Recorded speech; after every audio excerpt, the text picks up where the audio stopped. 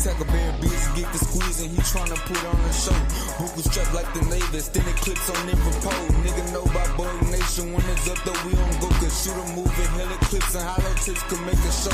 Listen 9s, 223s, got choppers and cool beans. They say Bug came through and left 50 shots on the steam. Big ass stick, he pull the trigger, it's kicking like gas feet. Big telescope on top of the stick, that bitch reach 1,500 feet. Like what you want, got buku iron, nigga. What you tryna see, got 45, 40s and 9s, nigga. Anything you need, got 223s and 62s. Beats and he a different breed. Bug Nation, we go where we please and we'll never leave, like nigga. Got buku iron, nigga. What you tryna see, got 45, 40s and 9s, nigga. Anything you need, got 223s and 62s. Beats and he a different breed. Bug Nation, we go where we please and we'll never leave.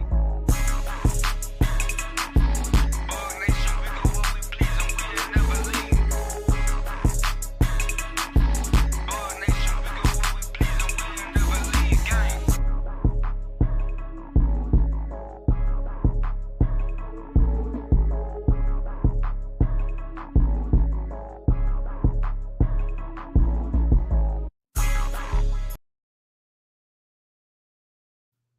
What's up, y'all?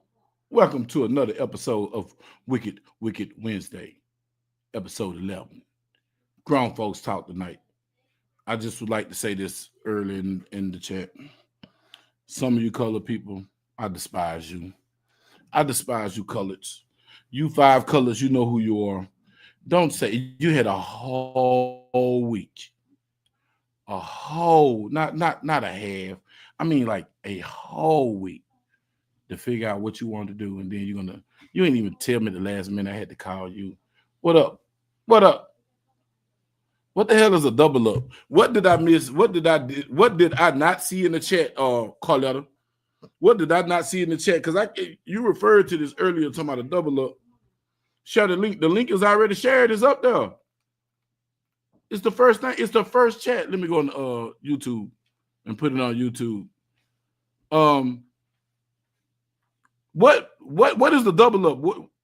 Put it back in the group chat so I can see it again, because I don't see what you're talking about. Because I know you said something about a double up. I'm like, what is he talking about? So let me in on the joke, especially if it's a joke about me. Let me in on it. You feel me? I need to know what you're talking about. I want to laugh too. Tackleburybug. Hold on, let me pin it. I'm gonna pin it. You know what I'm saying? I'm gonna laugh too. There we go. Pin it. Bow. There we go. It's pinned in the chat, dog. So now there we go.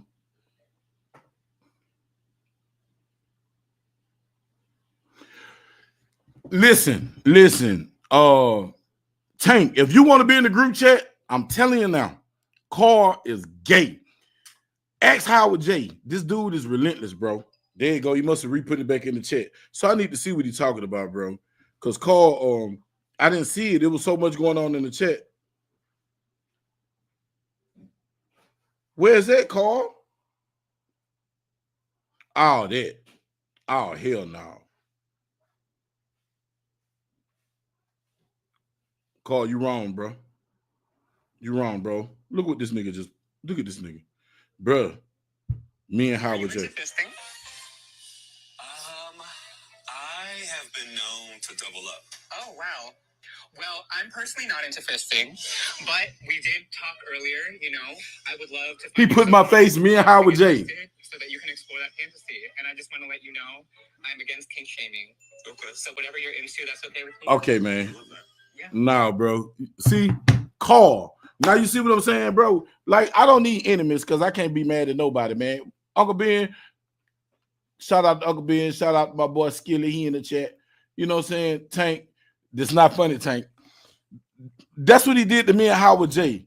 How he put our face on. Yeah, I'm like, man, bro, I ain't even finna go there tonight, man. Nah, you ain't finna run my night. You know what I'm saying? This dude here, bro. He is here, dog. Cuz need a hobby for real. Listen, Carl, you see that? Tank said you need a hobby. Carl need a hobby, an exorcism, a hooker. He needs something. He need to stay out the electronics, man. Something, bro. He need to do something. But, man, how everybody day going, man? Today has been totally awesome. What is this? A soda? Anyway, I digress. But I don't need no soda. Put this Braden, Zaria. Yeah, put that in the freezer. Oh, refrigerator, back of the refrigerator. Give me something non-carbonated. Man, how y'all been going on, man? Tonight supposed to be grown folks talk, man. I had 5 females, man, because I know I got Bug Nation full of dudes, but I had 5 females that were gonna be controversial, and I swear they must have had I don't know if they done linked up and I don't know something, but everybody at the last minute, well, at least 3 people didn't say nothing. I called them, they didn't even answer, so I ain't finna beg you. But 2 of them, they didn't even hit me back, but it's all good. I ain't tripping. It is what it is, bro. You know what I'm saying? Is that, but I be liking to have females, man, that ain't scared to indulge in some conversations, because for some reason, we got a history from Wild Wild Wednesday to the beginning of Wicked Wednesday till they thought we wasn't female friendly. Well, we probably wasn't in the beginning, but hey, sometimes I be wanting to hear they side, you know what I'm saying, their perspective, because it makes for good dialogue. You feel me? But anyway, how y'all fellas doing tonight? How everybody doing tonight? It's Wicked Wednesday. Because y'all believe it, I started on time. Bug started on time tonight. Look at the boy. The boy trying to get punctual. He's getting punctual. I'm proud of me. Look at him. Give myself a hug. I ain't gonna show them ashy elbows again. Elbow ash. Is that ash? No, that's just a light. That's just a light. Come to say, man, I put on some good lotion today. But man, how everybody doing? How's life been treating y'all? And this nigga Carl, bro. Golly, bro, you the devil.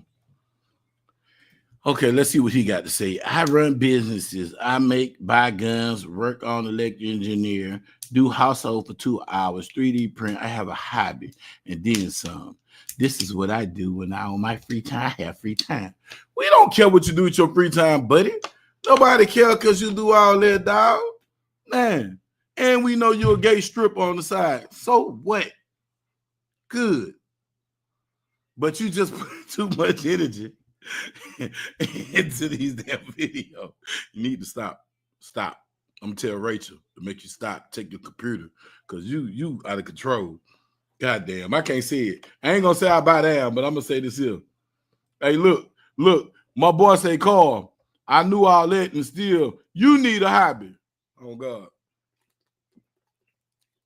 That boy needs something. Ah, man, I don't know why I'm so thirsty tonight, bro.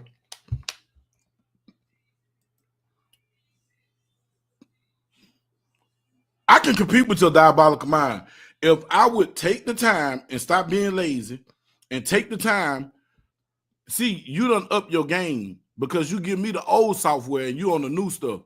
But if I take the time to learn it and do it, which I really need to anyway, because I'm in this YouTube social media space, I need to learn that anyway. That is something good to learn, and take the time out. Me and you can have it. We can have it out. Tank, do you want me to add you to the chat? I know you don't got an iPhone. Howard J don't need them, but I got a separate chat with the Android. If you want me to add you to the chat, Tank, warning. Don't get mad at me. Then he said no. And he said, "What's up, dog?" He said, "No."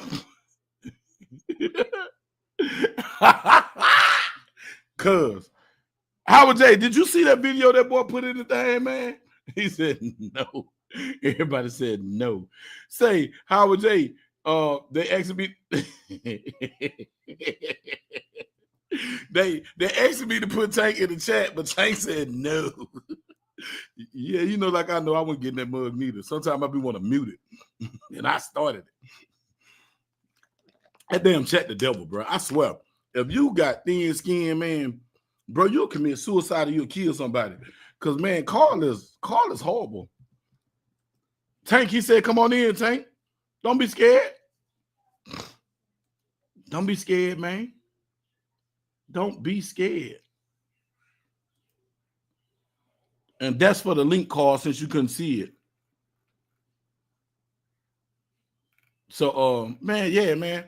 It's funny though. I ain't gonna lie to you. That if you having a bad moment, that damn Bug Nation chat, man. And since Silverback and them in there, bro, it ain't been a dull moment. It say, bro, call being overtime, bro. And he told me, he said, Bug, they not ready for me. Nah, they not. He ran Courtney out the chat yesterday. So Carl got in there. Courtney seen him, was like, oh man, I gotta go. I'm out of here. He said, next week, this week, you got to be serious. Hey, I can dig it, dog. But say, man, we at the 10-minute mark. I'm gonna wait until about the 15-minute mark to get into it. Tonight, man, because I got some questions I want to ask, man. That's why I said grown folks talk. So I got like 3 or 4 different subjects I want to get into tonight. It's brutal. Uncle Ben, man, Ben shooting is not lying. It's brutal. It's horrible. That chat is horrible. Man, the chat alone, we can make a sitcom out of it. But you know what I'm saying? That's personal though. But man, like I said, this grown folks talk tonight, man. I got about 3 little subjects, man. I want to talk about relationships, man. I want to talk about loyalty, and I want to talk about parenting. You know what I'm saying? And it can go anywhere, but those are like 3 of the topics that I really want to get into tonight. And then I had some females on here that I thought they was gonna come through, but you know how it be, man. You know what I'm saying? Hey, hopefully they pop up. They do, they don't, they don't. My thing is this here, and y'all hear this from me. If I give you my word, I'm doing it. That's my word. If I say, hey, that's my word, I'm doing it. I'm gonna do it. I'm gonna do it. Now, if I say I'm finna come over there, I say an hour or 30 minutes mean an hour. An hour means 2 hours. So that's bug timing. You know what I'm saying? Because sometimes either I'm being lazy or sometimes I be having a lot going on or like stuff just pop up and just happen. And you know what I'm saying? So what? Cash Patel, not the AT. Cash Patel was the FBI director, right? But anyway, man, it just made me lose my chain of thought. But damn, he made me lose my chain of thought for real with that FBI. I don't give a damn about them folks. I'm on now. My boy Wild Williams actually was on tonight. Damn, I lost my chain of thought, y'all. My bad. But I'm back at it. I had some females, man, that I wanted to ask them their perspective. I wanted to ask them their perspective on some things. And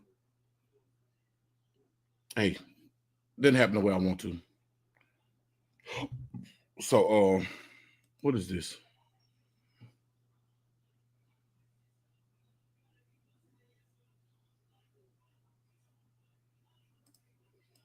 Oh no, I mean, I don't care about that. But anyway, I just got sidetracked again. My bad, y'all. I was reading something. I want to ask, it's some certain things I want to ask, like, because with parenting, y'all, it ain't no right or wrong way of parenting. Only way is wrong. Only time parenting is wrong is when the child get neglected, the child get abused. And I say abused. It's a difference between whooping their tail and abuse. Y'all know what the hell I mean about abuse when you just beating that child because you're mad at somebody else or something like that. You know what I'm saying? But if a child being abused or something like that, then you're a bad parent. The child being neglected, or you know what I'm saying? Say for instance, it's 2 male and female. Say you got a child by somebody else, and you got another woman in the house, and that woman treats your child different than if she got kids and treat your child different than that. But you know what I'm saying? Then that's a problem. Well, he said there's a wrong outside of. I don't know. Let's talk about it. Let's talk about it. That's what we here for, a dialect. What's up, Will? Yo, what's good, folks? Man, I'm Chatting, what's good. the topic? Huh? What are we talking about? I said, what's the topic? I'm talking, It's we just talking about stepdaddy and stepmama? It's grown folks conversation. It's about everything, man. It's gonna be about I had these women in here because hey, it was gonna get a little out of there. And I think they knew and they thought about it and got scared. Oh, They got scared because I was gonna ask them some questions. I was gonna ask them real questions. You know what I'm saying? I don't already knew know. the answer, but I was gonna ask the question. I was gonna see if they're gonna tell the truth. I You got the feel me? I got the I got the call the other day. The ex called the wife talking about the kids, and she can't control them. So Who your wife? ex wife Mm-hmm. called my new wife. She don't talk to me. We ain't got shit to talk about. But yeah, call because they out of hand. She don't know how to handle it. So like I said, when you're a parent, you got to be a parent. You ain't a friend. My Hey, daddy wasn't my home. look, brother. Oh, When it comes to that, like, oh boy, see, that's a bad situation because now you got to ask, do them kids respect you or respect what you say, or will they? Because once the women put their imprint on them kids, man, that can be horrible. all right, That can bro. be horrible, and that can It's be not really, really bad. bad. It always is bad. Listen. Just look at the prison system. Almost all of them in there are single moms. Almost all of them in there are single moms. It's all bad. There's a handful of mothers that can do it, but it's never done the way it's supposed to. It's supposed to have two parents. Hey, listen to what Carl just said. This is what the ex gets for trying to be the good guy all the time. Now the kids are running over her and have no Yeah, respect. Yep. want to be the homie. And now she They want wants to you be to the homie. come and put that. And see, Oh, I'm gonna sound horrible. And everybody know one thing. I'm a parent. Like ex girlfriends have told me all day long, you are a great father, but that's you are a right. tricky boyfriend. Look, I try to be a good parent because what I gauge my what to do and what not to do about what was done with me. You feel me? I use Hmm. that as a borderline a spectrum to start Right. from because I know when I wasn't getting disciplined, how I acted, and when I was getting disciplined, how I acted, and I try to find the middle ground and all that. You feel me? So with Yep. that being said, bro, um, y'all finna say something that's controversial. So y'all finna chop my head off, but this is my No, say opinion. it, man. My opinion is this here. When I tried to have a relationship with them kids and you cut me Yeah. off, and now that they messing up on you, bitch, deal with it. Square business. Right. What you calling me for? Hey, hey, and when they go to court or they gotta go to prison or they gotta you put money on their commissary. You put money on their books. Like I told the ex, I said, listen, they ain't another one of me. I was raised by both my father and my mother. I had a stellar father, and my dad had a stepdad. My dad was raised by his stepdad, and he was a stellar dude too. That raised my father. Hey, So Jason. all that good raising, that's a lot of good parenting, and you can't buy that. Nope. And when the father ain't in the home, man, it's hell to pay. And any woman out there who use their children, because that's what most of these women are doing, are using their children as to hurt the fathers. They trying to hurt us with our kids. Yeah, it works. Yeah, they hurting us, but at the end of the day, they hurting themselves. And like I always tell you, I always take it to the spiritual side of it. Any woman who do that, she just cursed herself Ooh. because when those kids when they get older, they're gonna hate. Not only are they gonna hate the mother, they ain't gonna have no respect for her. Nope. Hey, Jason. You watch, you watch. When anything bad happens, that person that she gonna always be to blame. Hey, I'm glad And we. she better hope to God that them kids don't have to take care of her when she gets older. She better pray to God that them babies don't got to take care of her when she get old. Hey, Because Shannon. if they do, it's gonna be horrible. Yeah. Hey, I want to ask Jason. See, that's what I'm saying right here, because we got some parents in this live tonight. What's up, dog? Yeah, good night. And we got some parents in this live tonight. Jason them got some teenagers. They got some young adults. Skilly got some young adults in here. Carl, I think he got a grandbaby, young grandbaby. Um, Skilly got young adults. I got young adults. Hey, you just seen my 9-year-old grandboy. You know what I'm saying? That's my grandboy. So when it comes to that, like I might be biased, but I feel like this here. I'ma sit back and I'ma observe. But I'm gonna let you created that bed. You got to lay in it a little while. And I'm not just gonna be Captain Saverho and just pull up and come correct it because you can't take it now. Now you got to lay in it. But now when it become a detriment and then it endanger my kids or something, then I'm gonna come in and put my foot down. But before we leave her doorstep, we finna have that conversation. Before we leave that doorstep, look, these are my rules right here. You're gonna respect whatever. If I got a woman at my house, you're gonna respect her. She gonna respect you. If she disrespect you, you don't disrespect her. You come tell me I'm the parent. Parents talk to parents. When parents and when adults disrespect kids and provoke children, that's when the child come tell me, and that's my job to protect you. It ain't for you to take in your hand and open your mouth, because I don't care what you got going on with your mama house. You're gonna respect every adult in my house. You got rules you got to abide by. If you can't abide by these rules, you can't come here. I'm letting you know out the gate. It's something that a teacher told me, Miss Lindsay, man. I don't even know if she did. My third grade teacher at Central Elementary told me, Miss Lindsay told me this here. Miss Lindsay said, you got to set margins and boundaries so you'll know what to write. So if I don't set the margins and boundaries, I cannot hold you accountable. But if I tell you the rules and you break them, after I told you, if you didn't know, I can't hold you accountable. I got to hold me accountable. So my job to inform you. I didn't inform you. So I got to hold myself accountable. So with me holding myself accountable, cool beans. But if I tell you and I lay down these rules, and I'm a stickler for rules, I would lay down them rules, bro. I remember my cousin came to stay with me. My little cousin Zay. And I forgot I told him this, but it was just in me to lay down the rules. Hey, look, little dog, this is what I expect of you. If I ask you to wash dishes, clean up behind yourself, if I ask you for some help to do something, do it. Do what I ask you to do. I don't want your money because you're supposed to be getting on your feet.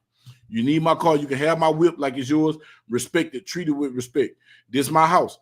The woman in this house is my vagina. You can have any woman that I talk to, but this one right here, you can't have that. If I catch you sticking in this, I'm going to hurt you on general principle, and I'm going to bust her head because you know that's wrong. No, that's a no-no. One unc told Ice Cube, hey, that's my candy bowl. Don't let me catch him a candy bowl. So I laid down the rules, and I forgot I told him that. And Zay told me this probably like Zay had to be about 17, 18. He had just graduated high school. Zay grown now. Zay was like, we was up talking to my cousin. Now he was like, man, you remember you sat down and told me, man, don't mess with this, don't do this, don't do that. I said, yeah, I remember this, Zay. He was like, yeah, but you told me any other chick. And he was like, I remember this chick you tried to put me on. And I was like, yeah, because I'm a player. But what's mine is mine. And what's anything that I call mine is going to be mine. But I said rules. So when it comes to the point of when you turned the kids against me, because I had a baby mama like that. My daughter, I promise to God, right here to God, my daughter was proper, well-spoken, casual. I'm talking about the girl with the school. She dressed it better than the teachers. Like, bro, because I ain't gonna lie, whatever Mika wore to work, man, she was wearing what Mika wore to work. She was looking nice. Bro, my daughter ratchet. My daughter talk like she don't got no vocabulary. She talk like she don't got English. She'll walk outside with a bunny. And I was like, damn, what the fuck? But then I had to think about it. She went back to her mama. I had her from birth. I had her from birth to 14, 15. Her mama had it from 15 to adult. Just that short time. Mama, now you're ratchet. Just that short time. But you see, hey, and the other thing is that when you get some, listen, man, you got to watch your kids' friends. You got to watch that's why I'm a stickler for every parent putting their children in homeschool. You put your babies out there and they're too young, and that's when they're super impressionable. They're gonna absorb all that foolishness, all that nonsense. And remember, I taught special education, so a lot of these kids be getting touched and wicked stuff be happening to them. Hurt people, hurt people. But one thing I teach my children is no matter what's going on, if anything's going on with you, come back and let me and your mother know. We have them grown folks talk. I don't give a fuck how old mine is. My daughter's 11 and my son is 14. And we've been having it ever since they can walk and talk. Anybody touching on you, especially my daughter, anybody touching on you? Oh yeah, we have them conversations. So my thing is, I don't filter my kids. I'm just not going. The world is not going to filter them. I'm not going to filter them. You know, anybody touching you, anybody, you got anything going on in school that I need to know about? And my daughter, one day, one guy had texted her, one little boy, and text me and told me come to school to get her. So I had to go. I had to talk to her. But by the time I got there, she said I blocked him. I said, "Oh, well, you handled your own business, huh?" She's like, "Yeah, Dad, I'm going to stay because I got a test to do." I said, "Okay, well, if you want to come home, you can come home. But if you want to stay, you can stay too." But like I told her, you going to face people that kind of like that. And you just got to deal with it the way you know how to deal with it. And the way to deal with it is you just cut the head off the snake at that time. And don't even play with them. Just like you did. Hey, put them on block and keep on going about your business. So to me, with social media and what they're exposed to compared to what we was exposed to, they can find it and get it in it with a swipe of a tablet. Oh God. Mm-hmm. Wait, listen. My grandbaby, Rain, she just left the house. She just left. Rain was in the room one night and she was just in there hollering, nigga, you know, it's a little thing on Instagram. He said, brother, Yeah. And she was saying that. I was like, where the hell she get that from? Then I thought about it. All the tablets inside of the in the house are kid proof except for my tablet. And they always say, Papa, let me hold your tablet. I wasn't thinking, man. You're not thinking. Get the damn tablet. You know what I'm saying? And so they got my tablet. Next thing I know, I go look at my search history. I seen the brother. I said, that's where she get that from. I said, you look smart. And so I told them, I got all of them in the room together. I said, hey, y'all look conniving tails. I said, y'all want my pad so y'all can get on regular YouTube. I said, y'all think y'all sick. Y'all can't use my tablet. And then I had just thought about it. I just gave Ivy my tablet probably like 10 minutes ago. And she watched Coco Melon on Kids YouTube. But then she brought the tablet to my Fix This. And I said, what? Fix This, Papa? I get it. She on YouTube. So one of the kids done took it to YouTube. And it's talking about some girl cheating on her boyfriend. And I was like, I said, who had the tablet? She said, Rain. Yeah. I said, okay. I said, okay. She ran it on. So I went back on Kids YouTube and she went on with it. I don't even know my tablet is now. But when it comes to what's up, DJ Play Nice, man? What's up? Paradise, everybody just came in the chat. Like, but when it comes to that, like I said, I'm biased because when my little girl mama called me and told me to get my kids, because like I said, look, bro, I was a dad, I'm a stepdad, and I'm a daddy. I was a stepdaddy before I was a daddy. And my daughter has two older brothers, Sean and Yayo. I was they stepdaddy for 4 years before my daughter was even born. You feel me? So with that being said, I've been a stepdaddy, but my little girl mama kids live with me for probably got to ask Mika, because at the time it was me and Mika and them kids. Mika, how many years did them kids live with us? They live with us then with their mama. If y'all know you're in the chat. So if you're in the chat, just put that in the chat and let me know. Because I don't know for sure how many. Y'all know with some years. But I raised other people's kids, bro. And like I said, my daughter, 5 or 6. Okay, 5 or 6. These are not my kids. These are not my blood kids, but I tell these boys, these my son. Like I just told my son, Yayo just got jammed up. And like I told him, bro, I'm the first thing you open your eyes to, so I never turn my back on you. You know what I'm saying? What's up, Jova? I never turn my back on him. Sean in the pen now, he in the Fed. He left the state, did 10 in Oh the shit. state, he got on the Fed. That was the hard head one. That was the one he was just hard head. But he acted like a mama. Hey man, you got to waterboard. You didn't waterboard them enough. Man, ain't finna do all that, no kids, man. But when it comes to other people's kids, bro, like the point that I'm making is when Tasha did everything in the world to turn them kids against me and Tramika was more of a mama to them than she was. She went out of her way to instill whatever she could in them kids. Yeah. But even though them were my kids, they still lived with me 5 or 6 years before people got grown. And I think the last, man, I forgot how them kids was. I know both of them was in high school, and I got fed up, bro. It was daunting, it was draining. You all living your life. I'm up here watching other people's kids, like, and you don't respect it. So I got mad, and then one day I got Bryce's car. I had Mika's son car, and put them in the car and took them to their grandma's house and dropped them off. And then when I dropped them off, I pulled off. I called Mika. I said, Mika, why I feel like a weight been lifted off me? I said, why I feel free? And I was just like, wow. But because we bound by duty. I'm saying all this to say this right here, brother. These women make a bed to lay in, and sometimes before you go save them, before you become a umbrella in a rainstorm, bro, sometimes you got to let them get wet. Because if the kids don't get wet and the mama don't get wet, they ain't gonna respect it. Because that was the problem I had with the older stepson. He didn't respect.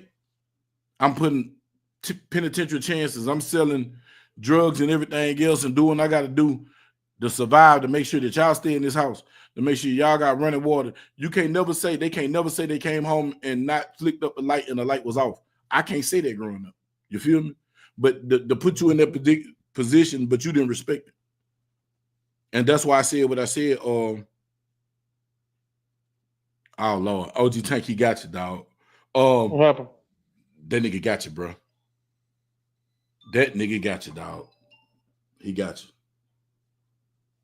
Carl got you. Oh, he found a picture. Carl got you. Oh, shit. He got you, bro. He got you. He laughing. He laughing. He got you. He said, look, OG Tank ain't safe. Man, OG Tank ain't safe. I'm too smart. I think outside the box. He got you, dog. The nigga done win one of the old Wicked wins the video. That nigga Carl. Carl is determined. Oh. He sucked. Let me see what my girl Mika say. She said, not always blood, but when hatred and lies cause headaches and pains you don't expect, a mother's word means a lot to a boy, and a father's words to a girl. That's real. You said but something. The problem be though is that a lot of these people, man. I just say people now because listen, I haven't seen any dudes do that kind of wicked stuff. I predominantly see the women doing it, but I'm sure there's some men out there that do some really wicked. Oh yeah. Oh, it's on my maybe stuff. I haven't, like I said, I haven't seen it. But I guarantee you it's out there. But you mostly see it because, yeah, man. Like I was a great father, great dad. I had rules, I had regulations, I had, sitting them in front of the mirror, telling them that they're gonna be great. I had them a plan, and like I was saying, we as children, we as parents, our job is really we don't really own our children. My belief is that we don't own our children; they're God's gift. We just got to give them the tools to be successful in life. And if you can give them the tools to be successful in life and whatever endeavors that they do, then they'll shine. They'll be great. But my biggest issue a lot of times is that everything is so bad. You try to do so much for your children, and the key thing for me was, teaching and being around all that stuff. Man, you need to get them by the time they're 14, 15 years old. That's who they're gonna be. And if you can get them, with all the tools and a really good arsenal in their mindset and whatnot, then if you get them like that, when they get to 14, 15 years old, that's who they're going to be. If they decide to drink the Kool-Aid and become an idiot, that's fine. That's on them. But you've done your job, so all that stuff falls on what they're gonna do. So that's all I'm saying. If you get them to that point to where, like I tell my girls, once you get them to high school, they're gonna be who they're gonna be. But Right. if you keep them out of that environment and you gave them all the tools to be successful, they will have way more friends because they won't be the norm. If you can pull away the programming, because that's what it is. If you could take away programming like from television, like cartoons, all that, if you can pull that programming away from your child or your children, and you just have them doing adult stuff, watching maybe say like nature shows and stuff like that, they're gonna take a shine to education, and you got them like on a real regimen of learning and building and stuff like that. Boy, by the time they get to high school, they won't know all the references to all this stupid nonsense. They won't know all that stuff. They only know about business and getting business done and a work ethic and all that. Man, if they decide to go down that rabbit hole to be an idiot, that's fine. But I But tell you what, you done your job. hey, look, your job as a parent is this here. Your job as a parent is give them all the tools. Hmm. Give them the tools that they can work through life. Like I'm gonna use this example. My stepdaddy, man. My stepdad, they called him Chicken Wayne. All right. Chicken Wayne gave me a tube. He didn't give it to me. I really stole his toolbox, but it's one thing he taught me about the toolbox. The man had a toolbox, and this man wasn't mechanically inclined for nothing. But I get the principle when he said it. I didn't get it then, I get it now. In his toolbox, he had a hammer, a screwdriver. He said a hammer, a screwdriver, and a saw can damn near fix anything in the house. He had a socket wrench, some pliers, wire pliers, and channel locks. He said they can fix any plumbing and a pipe wrench. He said they can fix any plumbing or they can fix a car. The stuff he had in his toolbox, you can do minor repairs on the vehicle and you can fix a house. He said that's the world. You can't have every tool for every situation, but as long as you got the basic tools, you got something to Hmm. start with, you'll Hmm. be all right. So your job is to get them a toolbox to make their life as easy as possible. You know what I'm saying? But they got to understand the concept of the tool and know how to use the tool. It's on them. You can give them the tool, Hmm. but you got to teach them how to use it. As long as you give them the tool, my daughter right now to this day, oh Lord, oh Tank, he got you. But I'm gonna say this serious and I'm gonna show you how he got you, Tank. The man is evil. Um, I say this here like my daughter. I love my daughter to death. Like I said, my daughter was Miss Congeniality up until I took her back to her grandma's house. And here this is. But I taught her, I raised her to be right. But it's up to her to utilize what I taught her, man. And if she don't, that ain't on me. Hmm. I mean, I agree with y'all with the goal of parenting, but I go about it a slightly different in that um, if my job is to prepare you for the real world and give you all them tools, then it's counterproductive for me to keep you away from the real world. So I don't have in my home. I don't have a list of rules. I don't. There's no child locks on anything. Like Those are my you know what I'm son. saying, and I'm more than capable of locking down my whole network and things like that. Like that's what I do for a living. Uh, but I don't like you. If you lean your way, if you lean your way to a certain way, I'm gonna let you go down that way. But I'm there to guide you. You know what I'm saying? So my son would listen to Kendrick at 3 years old on the way to daycare. You know what I'm saying? And got that kind of mouth too. You know what I'm saying? Like I don't I don't block my kids from nothing. You know what I'm saying? Like this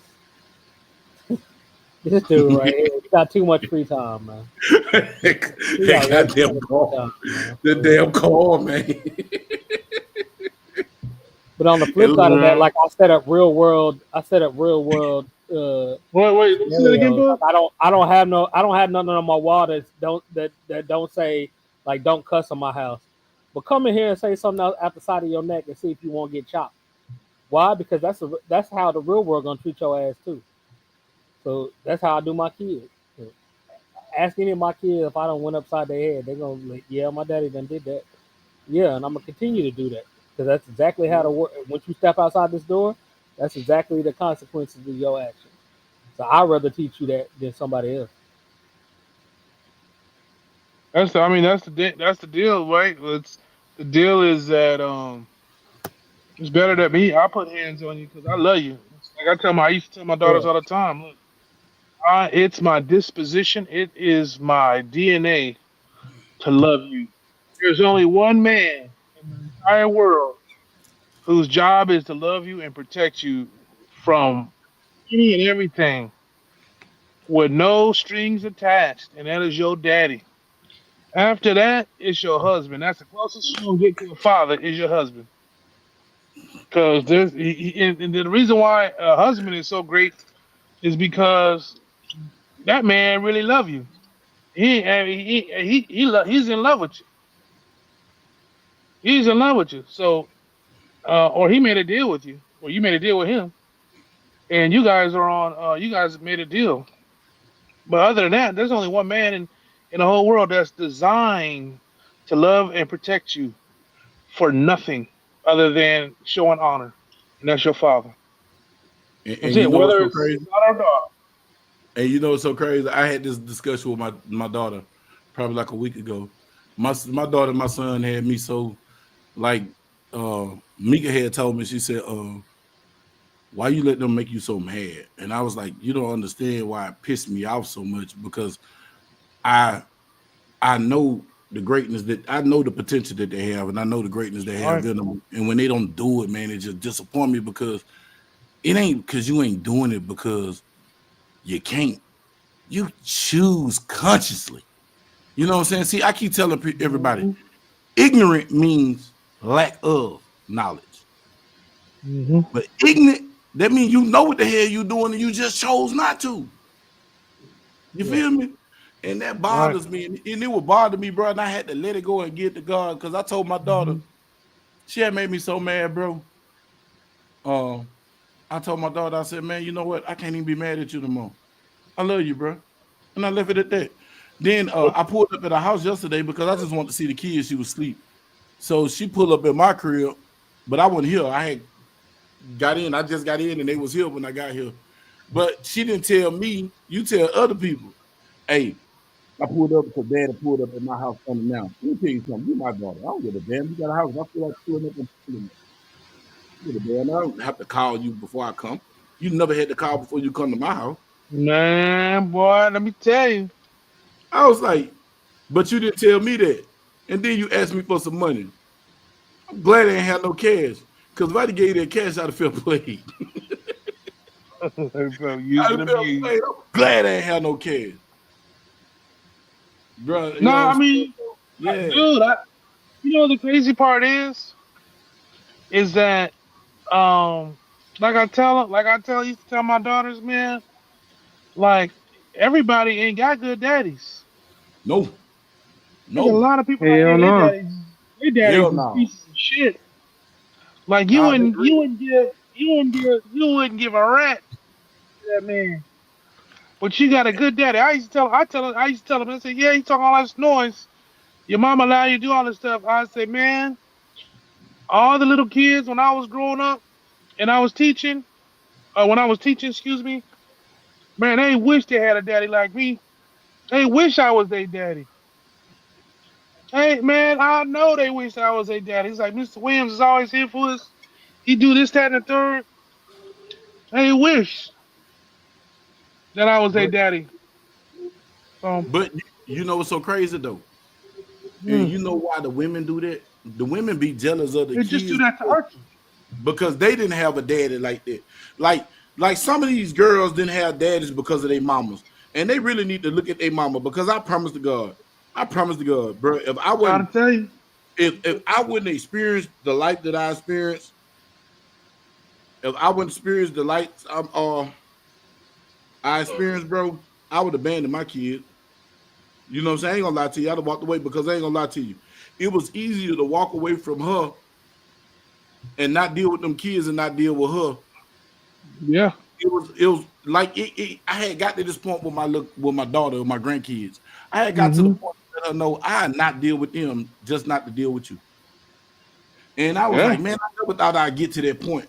And I was like, bro, like man, you right, Paradise. The cycle is unbreakable. But I had to break the cycle because I had to look over her because I remember who indoctrinated you. Right. You sought after the love from her so bad to where I remember my daughter told me she had to be like 21, 23. She said, Daddy, you know what? I missed that discipline. I had discipline with you. When I was with Mom, I do anything I want to do. I ain't have to go to school. That's right. I do anything I want to do. She was smoking, all type of shit. Man, you know I ain't play this. Let me tell you something. Do you understand for my daughter to go spend a night at somebody else's house? I had to meet their parents. What's up, GDA? I had to meet their parents. I had to go sit in their house for 5 or 10 minutes. I ain't like the vibe. Nope. Nothing. She had a little white home girl. I remember the little girl, Carly. Bro, Carly in them house was wild. Man, I told her straight up, nah, you can't go over there. And then I had to tell the grandpa that he looked like a pervert. And I told him straight up, man, you touch my mouth, kill everybody up in here. Yeah, smoking everybody. We go. See, I'm like Master P. What Master P said. R. Kelly would have touched one of his daughters. R. Kelly wouldn't have been here. Man, hey, P is one of the realest, ain't he? He is one of the realest. That man, bro. And I feel like him, bro. I feel like him because that's our culture. That's our true culture. Man, let my daughter tell me anybody touched her, and she didn't tell me. And she didn't tell me. It'd be one reason why she didn't tell me because she knew I was gonna crash. I'm crashing hard. There's crashing, gonna be, bro. Oh, there's gonna be bodies everywhere. Everybody gotta go. Everybody gotta go. I got 6 granddaughters. I'm crashing. You feel me? Yeah, I'm crashing, bro. I'm crashing. My wife be trying to take care of my daughter because my wife told me before, she's like, yeah, Maya, stop telling your daddy stuff because he gonna mess around and hurt somebody out here because you come back and telling them something. Man, fuck, excuse me, but I'm finna say it because we 40 minutes. Fuck that. Fuck that, Skillet. Let her be comfortable to tell you anything. You hear me? Oh, she called me. My daughter never called me. Listen. There's a limit. There's a limit on that though, bud. Because listen, fuck all that bull, that limit. You gotta investigate. Bro, listen to me, because I lived that limited shit with my fucking oldest child, my 27-year-old. I got a 9-year-old in there, bro. I don't want no limits with her. I need her to be able to come tell me, Dad, I'm on my period. You hear me? I need her to be that comfortable with me.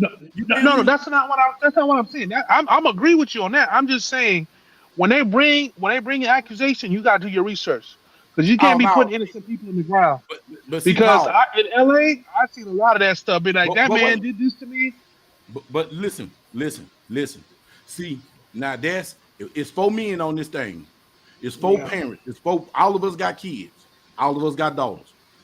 Everybody on this screen got daughters. You feel me? So I'm gonna say this here. Anybody that know Bug, anybody that know me in my personal life know one thing: you just can't tell me anything. That's right. I'm going to investigate. Listen. No. Let me show you something. In this real life, bro. This real life. I'm gonna tell you something that happened in real life. Man, I was working for Dallas County Schools. I was driving school buses. Shit, you got one of those too, huh? Bro, now listen to me, bro. I'm gonna tell you a story. This happened with my real child. My daughter, I don't know. My daughter she was in Coots too, so I'm gonna give her fault. But it was her mama and her sister and her grandma shot across. Said that the sister boyfriend tried to get at my daughter. This man called me from the tree outside the apartment in a tree looking at the police, telling me. I'm on the phone with 911, told them to get there before I get there. They heard the hemming in my truck. Ooh, man, I got the Pleasant Grove from North Dallas. From my bus line, I got there in 10 minutes. Anybody know anything about Dallas? Getting from North Dallas over there off Harry Hines to Pleasant Grove off Jim Miller. You not finna get. I got that drive in 10 minutes. I got that drive in 10 minutes. But instead of me, because the police thought I was gonna pop them. Bro, I got up on my way going there, bro, the whole time I'm in the truck. Cuz called me. I'm listening to him. Say, man, what's up? Nigga said you tried to touch on money, blah, blah, blah, blah. He explained the situation to me. Where you at? Where you at? Pulled up on cuz, looked him in his eye. One thing I am is a good judge of character, and I looked the man in his eye, and the eyes don't never lie. The eyes is a window to the soul. Nigga, I looked him in his eyes and asked him, the first thing he told me, man, Martin and them trying to get you to kill me, and they gonna kill two birds with one stone, because if I kill him, I done got rid of him, and they got rid of me. So I know how that go, Will. I know exactly how that go from living it. And shit, accusations and all. Accusations is a motherfucker. Yeah, they are. Because once you get accused, that stigma never leave. Even if you exonerated. Yeah. That stigma never leave. Man, that's why I don't put myself in predicaments now, because you tried to, no, motherfucker, you on camera. Nigga, I can call Bryce right now on my phone. And that boy tell you, that boy had to be in middle school. And I told him, man, our house had cameras in it. They didn't know it. Nobody knew that house was camered up. I said, man, I always make them say it out loud. I think he knew. And I said, make him say it out loud. And I said, man, make you a sheet. Man, I made him a form, bro, and it's finna sound fucked up. But it was a sex form. I blase, etc. consent to blase on this day, blase, you sign the having sex willingly and knowingly with this person on this day. Make her sign it. A girl came to our house, and her uncle was cool, and I was going to church with the lady, and they said, your son raped my daughter. Boy, I was like, whoa, Mika at work. I'm calling Mika and said, Mika, I got this. I'm going to handle this. I said, well, so I'll go in there and ask him. We went out of town that weekend and left the dude at the crib because the dude responsible. He at the crib. Cuz at the crib the whole weekend, so the little girl done came up to the house. Man, that boy came since I said, say, Daddy, look, this is what happened. Look at this. Pulled out the sheet I showed him. I was so proud of him, but I had to play mad. Man, what you doing with these girls over here? I'm smiling on the inside. And I was like, damn, I thought you was gay, but you're not gay. But damn, bro, you can't put your... He said, Daddy, she came to me. Then when he came outside, she came outside, the uncle right there, the uncle had like he wanted to do something to Bryce. He was going to get it. Before Mika pulled up, everything was over with, because Mika done pulled up with no shoes on. She ready to fight. I said, nah, I got it. Chill out. I got this. And so Bryce told him, just like this, he said, say, look, I didn't ask her to do that. She asked me, and here go the sign. She signed right here. Ain't this your signature? Man, that mama couldn't do nothing. And the girl said, nah, I wanted it. I asked him. He didn't ask me. And I was like, man, I respected that. Like, you know what I'm saying? So the accusation is a mud, man. And you got to, it's just like an NDA, bro. You know what I'm saying? You know what I'm saying? So I had to play mad. But I wasn't mad. I was kind of mad because I always tell you, don't bring nobody in my house. You know what I'm saying? While we not here. Because what if I didn't train you or teach you that? What if I didn't have them cameras and couldn't show them what everything that transpired? Yeah. You could have gave that little boy a record to make him a sex offender his whole life. Yeah, and it happened at my house. Now you done made me an accessory to that shit. Now you made me a accessory. Now you got charges on adults. Yeah. So I was thinking, you know, I was proactive a long time ago, bro. I got proactive a long time ago. So the accusation is a mother. The accusation is a mother, man, and you got to be ready for that, bro. You got to be ready for that. And that's why I don't jump. Just because somebody say something, I investigate first. Say, man, you got to do investigation before you make a charge. You hear me? Because what the prosecutor's going to do, they're going to do investigation before they bring a charge. They're going to investigate the hell out you.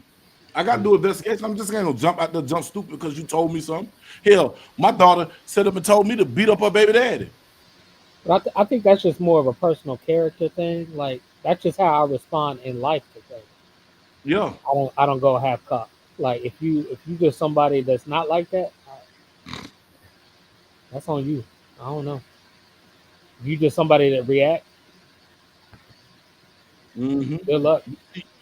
Take that character flaw to the military and see if you don't get your ass shut up too. And that's the whole thing. And that's something I always raise them kids about. Three things, bro: conduct, character, and conversation. How you talk, how you conduct yourself,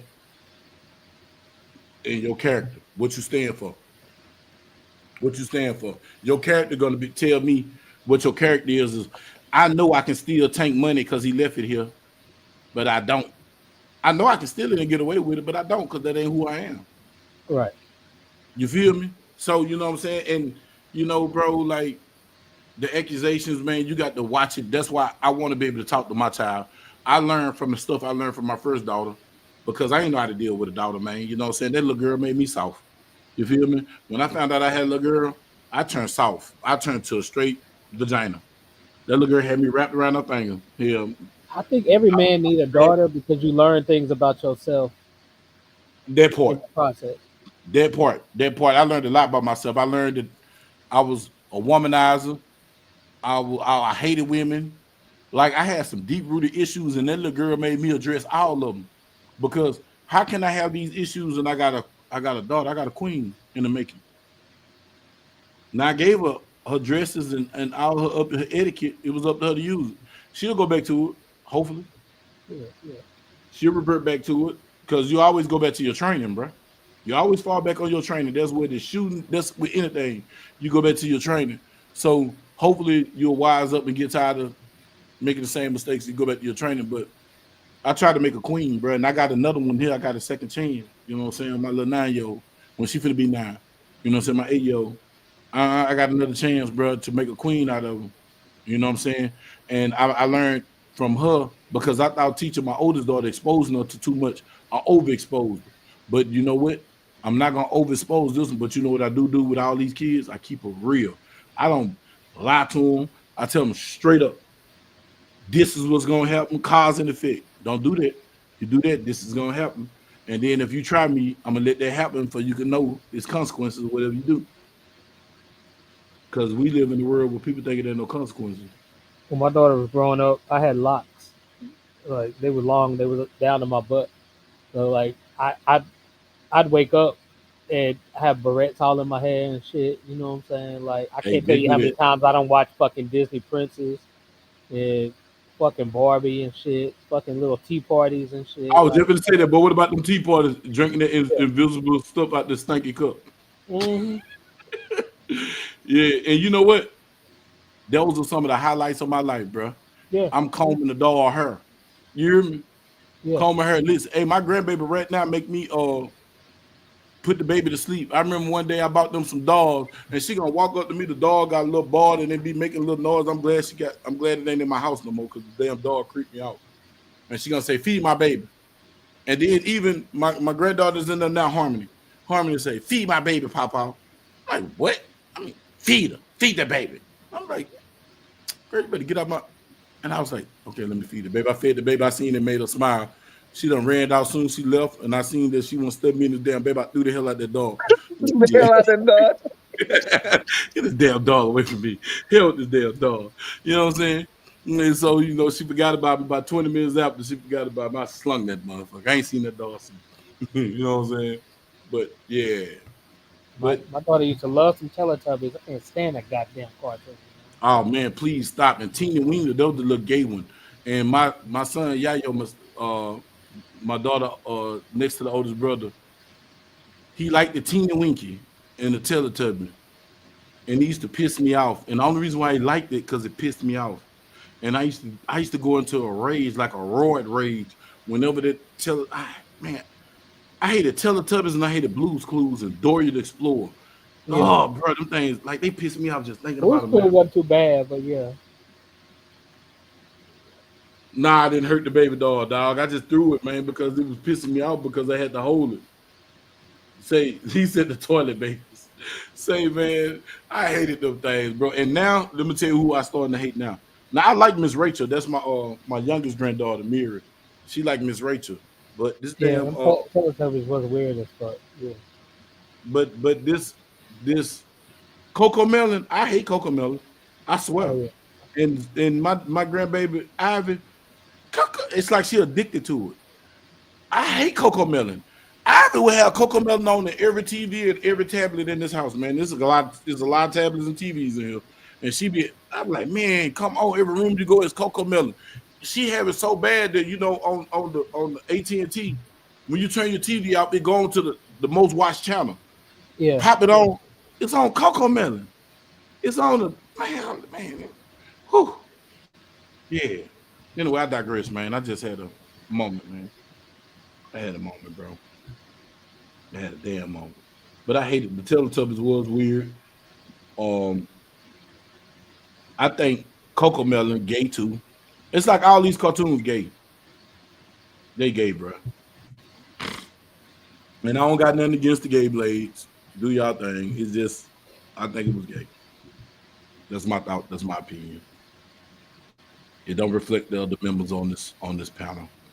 Now when she was like a young teen, she started getting into I don't know if you remember Chowder. Chowder was a Oh kid. man, yes, Lord. That's when I knew that was my child. Cause that's a shit that was right up my alley. Bro, Chowder they was used to so drive me cold. crazy. Dude, I learned a long time ago, little girls irritate the hell out of me because they argue about nothing. And girl, Yeah. like, bro, we in the car, bro, going, I don't know where we was going. And I had my granddaughters in there, and we ain't had Brayden. Brayden was his mama. Banana Man went with his mama. And them little girls just talking in the back seat. And don't be in the coop. We in the coop, so we in the coop. This car ain't big enough. So everything they say, I'm already in the back seat like this. So I'm like, everything they say is in my ear, and I'm like, man, before I know I flash, shut up, just shut up, and turn my music up. Don't talk while we in the car. I can't stand little girl child because they argue about nothing. Nah, just shut up, just be quiet. Hush your face. Man, look, he said, my kids used to tell me what Teletubbies was doing. One of them tried to get the other one to be along with him. I remember, yeah, Square Business, Teletubbies was weird. They was real weird, bro. I hated Teletubbies, bro. They was weird. Say, for real, Barney was straight. Why you want to kick Barney in the ass, man? Barney just was a little flamboyant. I liked the Barney.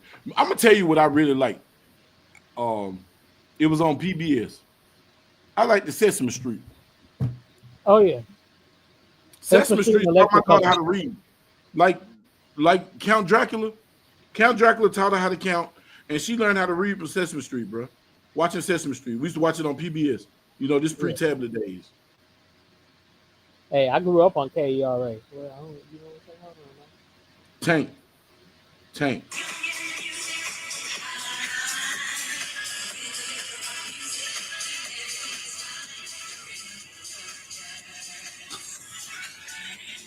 Call love you, dog. This nigga need to be stopped, bro. You got way too much time on this thing. Bro, we on live, bro, and he cutting you up. Carl, you the devil, dog. He the devil.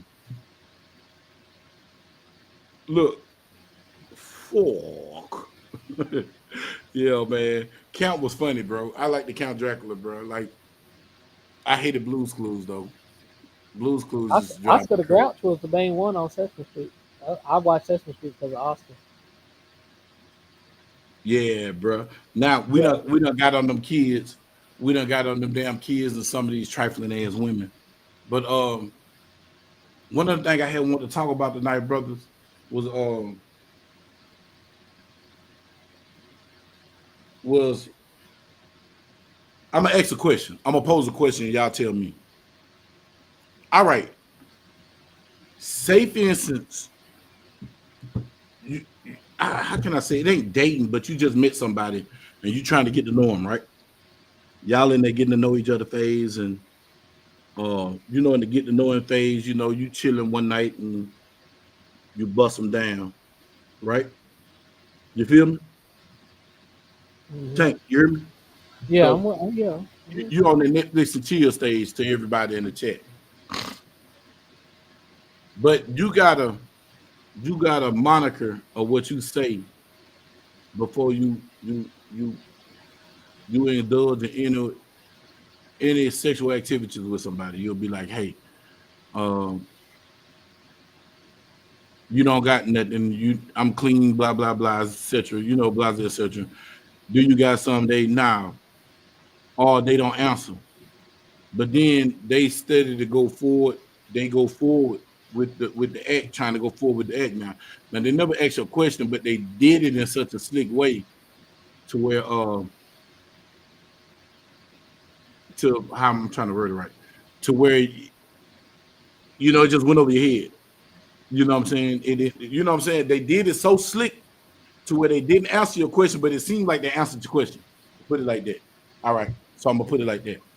And I'm confused by even what you just said, bro. okay, so I'm gonna try it again because I confused you, and it's hard to confuse you. So, yeah, say you messing with you finna agree to mess with the chick, right? Right. So before you mess with the chick, you tell her straight up, hey, look, you got something, I don't got nothing. But if you got something, I'm bust you up. You feel me? Okay. So if you got something, don't give me the right STD trickery. Oh God, exactly. See, DJ Play Nice caught it, but you asked them, but they didn't say nothing. But it seemed like, but the way they presented it is like they answered it, but they didn't answer it. But you in the moment now because you got you know what I'm saying, and Right. you ready. So, but they done got you with the trickery. In the words of my boy DJ Play Nice, they done hit you with the trickery. So they let you enter knowing that they ain't right.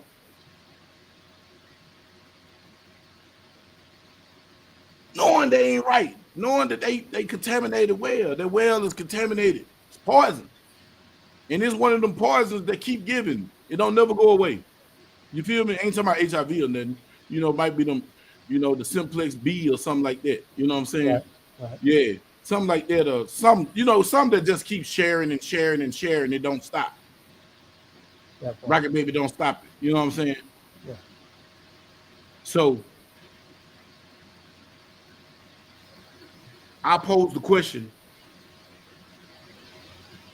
It's a 3-part question. How do you deal with it? Not knowing just by being exposed, because they just expose you to a liability. Who do you fault? Who do you fault? And do you play a part in it? Them the 3 questions. Yeah, that's all on you. That's all I'm gonna do. That's listen, Paradise already. I done walked out some rooms before. Yeah. I done I walked out some rooms I thought I before. was weird because I was about to say that exact same thing. I don't walked off. I done Yeah. walked out. I done walked out More than because once. I feel like if somebody take your choice and your voice, if they'll lie to you about that, you can't trust them with nothing. Yeah. Thank you. He just said it. Both of y'all said it. You fought yourself for not getting tested together. Okay, come on, Carl. That's just too much. It ain't that type of thing. It 100%. I Yeah, say, I'm not I say, necessarily hold getting up. tested by somebody I just met casually though. Like, Yeah, it just happened because sometimes shit just happen. yeah.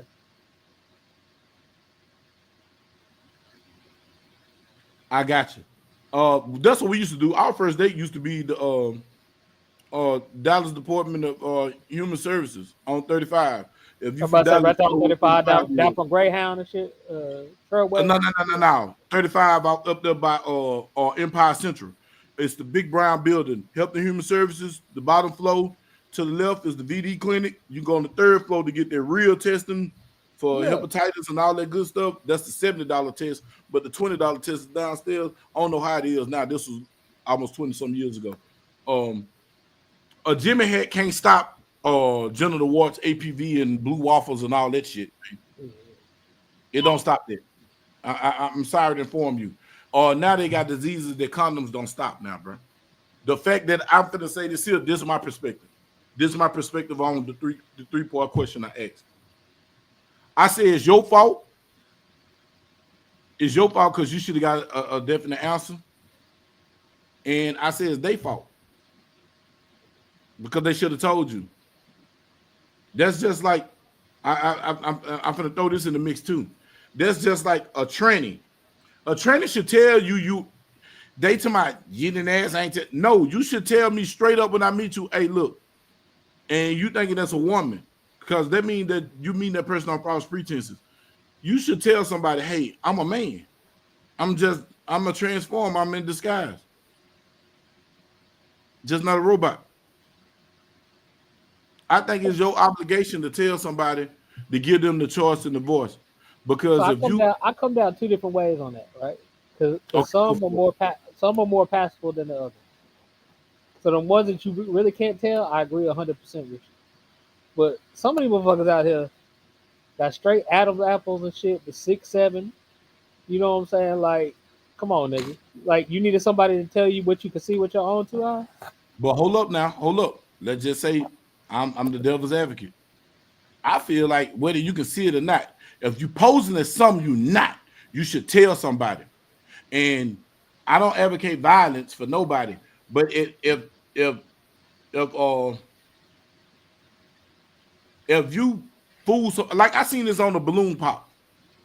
A girl was on there and she was like, "Give me a kiss." He gave a kiss. You know, I'm a transsexual. If he would have blew your brains out, I wouldn't have had no sympathy for you. Because you just embarrassed this man. It's gonna be viral. This gonna go on the internet. The internet never die. Oh, no. It never die. So with that being said, bro, I feel like you know you got an STD, you know you got AIDS, you know you got you got hepatitis, you got herpes, you got syphilis, you got any of that shit that keep giving and keep giving. I feel like it's your responsibility as a human being to warn an unknown person. Give them a choice and a voice. Because if not, you're really murdering them. You just change their life for the rest of their life. And then if they change your life, then they're going to go to jail. There's consequences for them doing something to you, so it should be consequences for you doing something to them. And I feel like Congress should legislate a law to tell people that if you do that, bro, like if you give somebody something knowing that you got something knowingly and you knowingly sick and you knowingly give somebody something, that you should go to jail.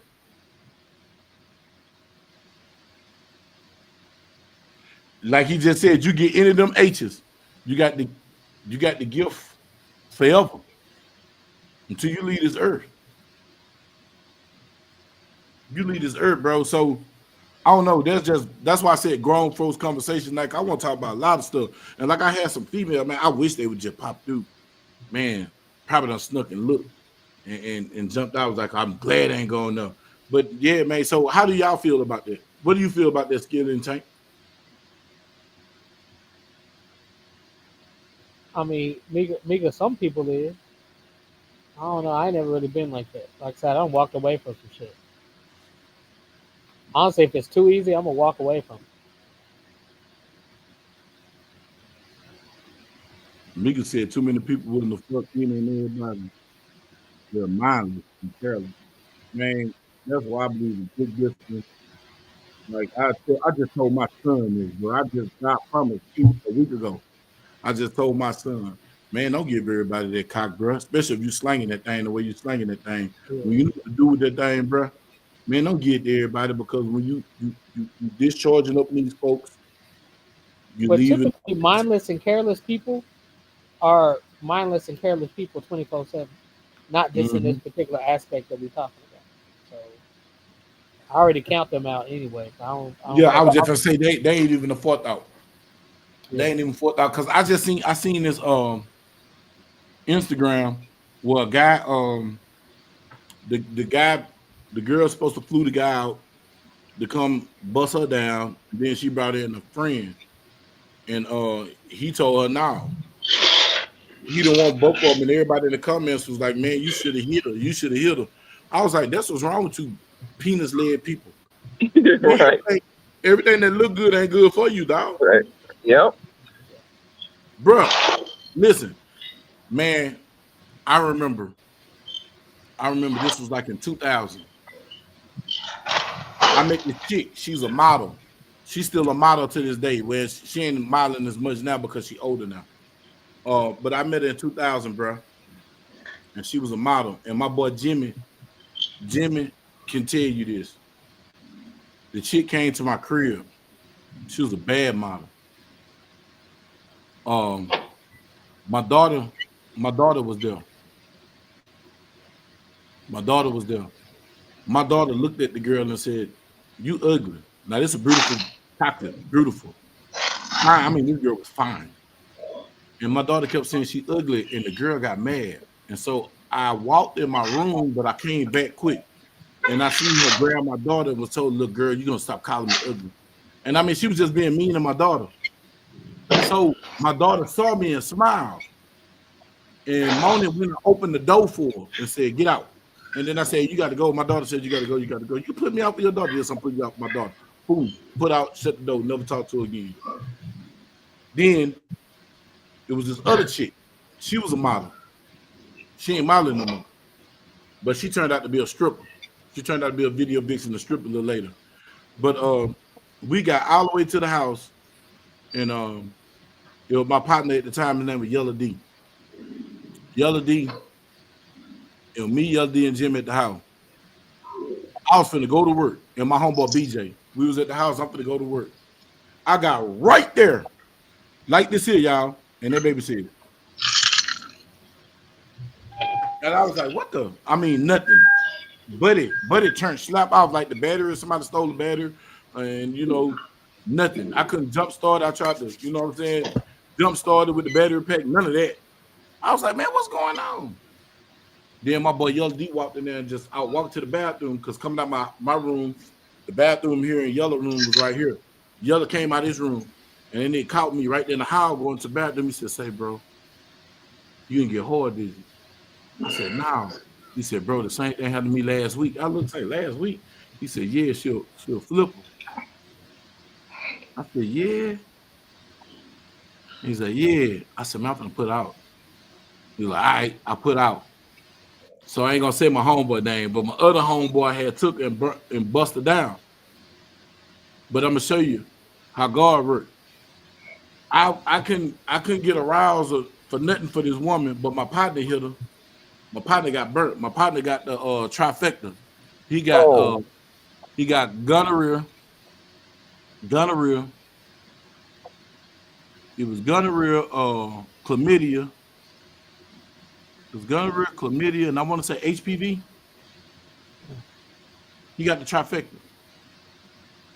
Yeah, got the trifecta. He was like, man, y'all remember that little model bitch, man, from Waxahachie? I said, yeah.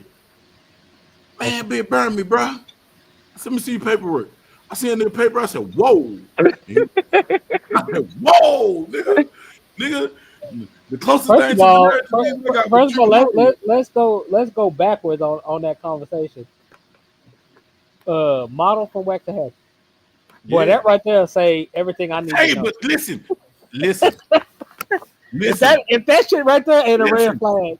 Waxahachie got hot in 2000, 99, 2000. It was my mama used to stay down there. Yeah. It's the beginning. Come on now, that's what what I'm saying.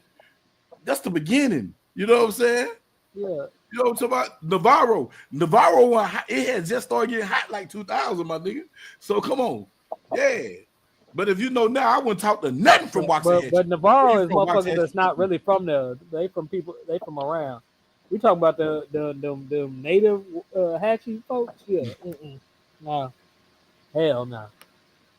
Bro, I'm serious. Look.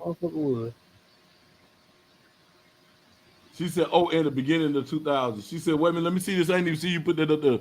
If you made the 90s, be grateful and continue to be self-aware because them 2000 was a mother. Hey, them goddamn 2000 nigga, they had diseases when niggas' penis was riding off. Say, boy, it was some shit going around in 2000, boy. Oh my God, I can imagine the shit that's going on now. We ain't in the loop, so I ain't trying to be in the loop. But bro, that dirty dick syndrome was strong back then, boy.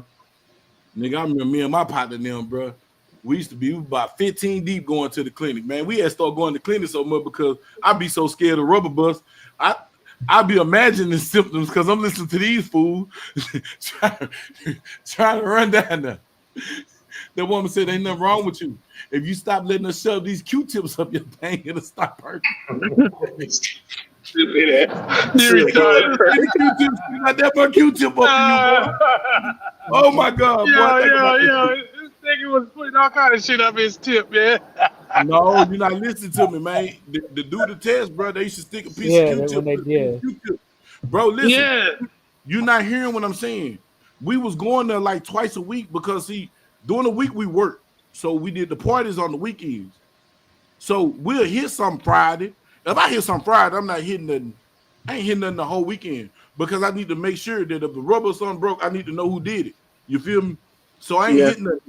So you know what I'm saying? But I got partners that used to go the whole weekend. So we'll go to the clinic Monday. For me, Friday, that's 2 days. My body will tell me if something wrong. So I'm listening to these niggas talking about they pissing razor blades from third. You feel me?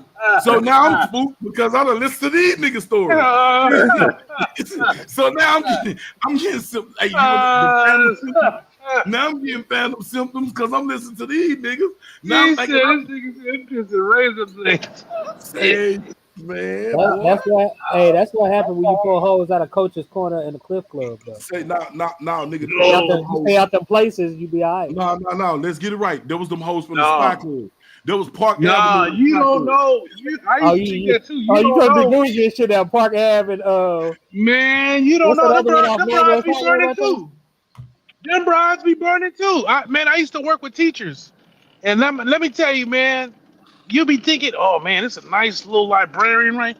Nope. Man, they be sluts, boy. What you talking about? Oh, buddy. Hey, but what's that one that was right there forever, right across the street from Half Price Books?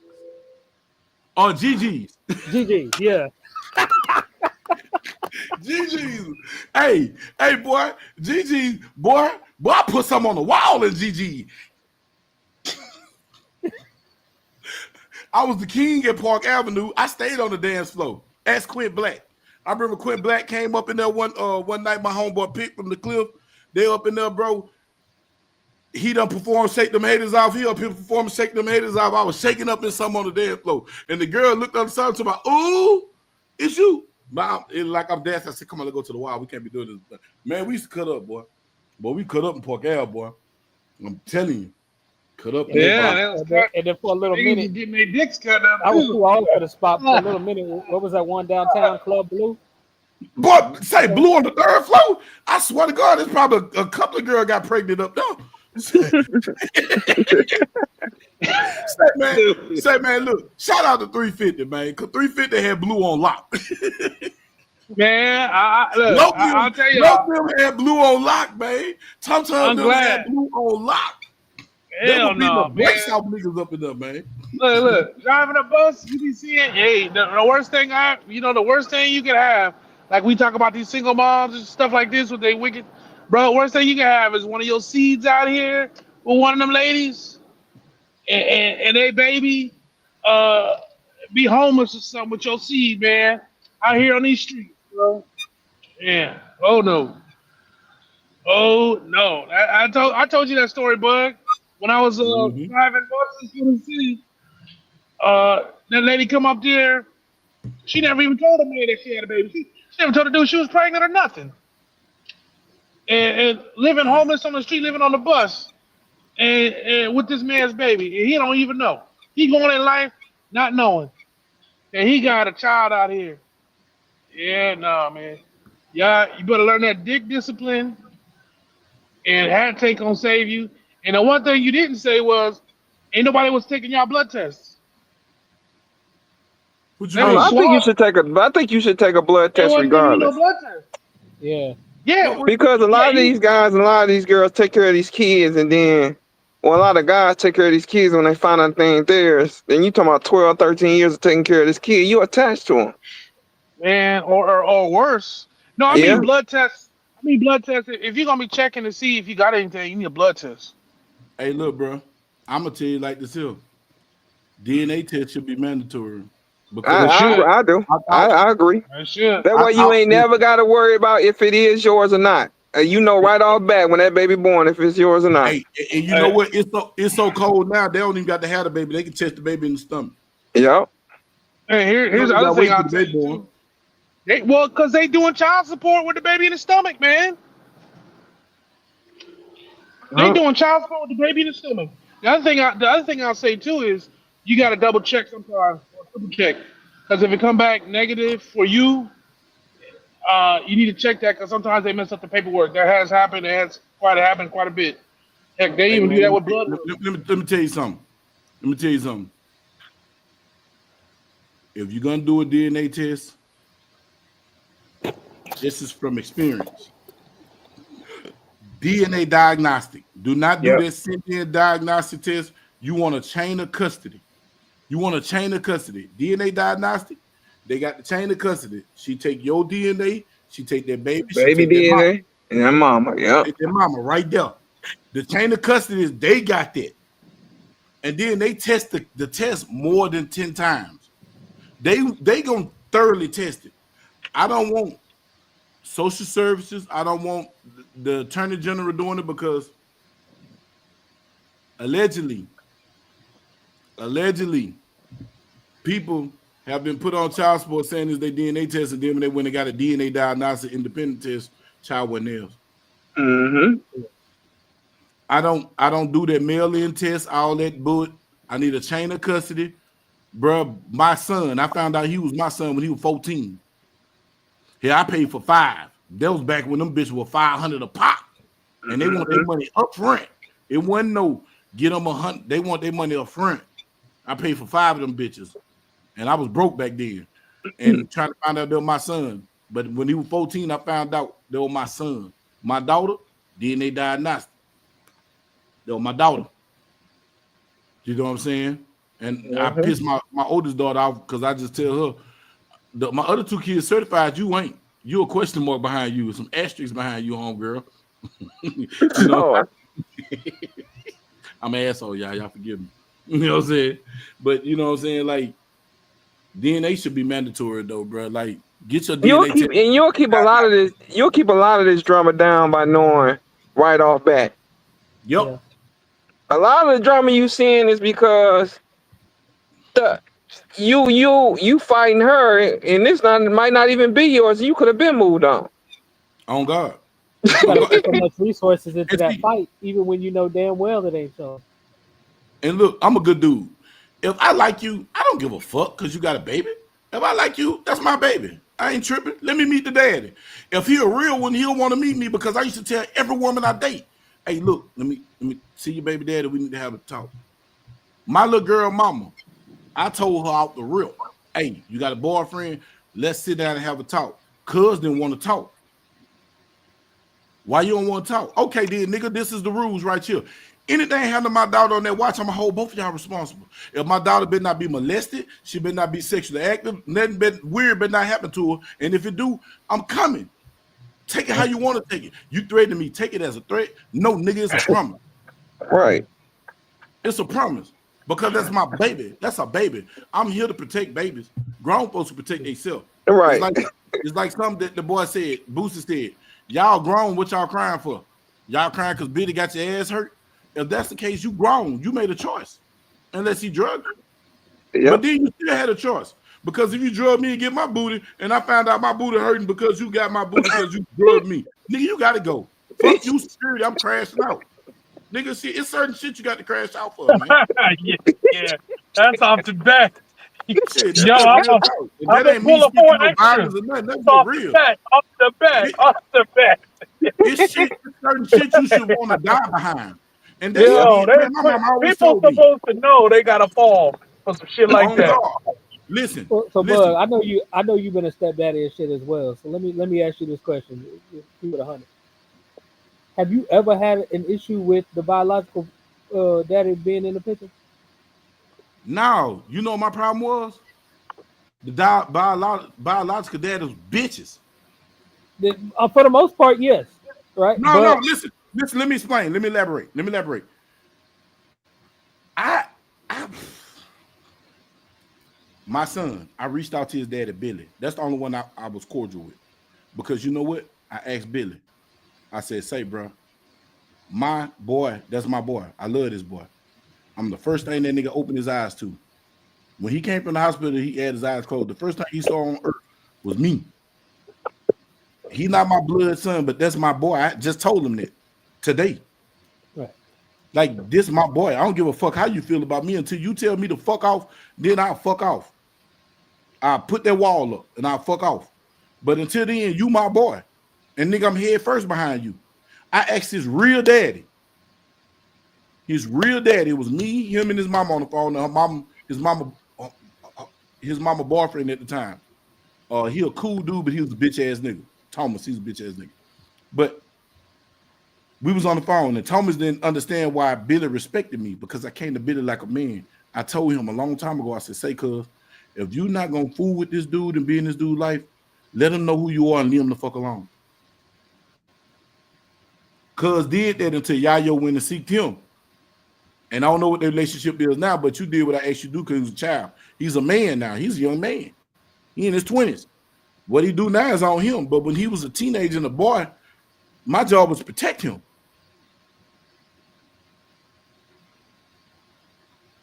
You know what I'm saying? Never had no problem with Bryce daddy. When he did some disrespectful shit one day, he came pick Bryce up from my house. He dumped a cigarette in my yard. I kind of was like pissed off behind that. And I was like, that's petty. I just really want the excuse to get in his ass.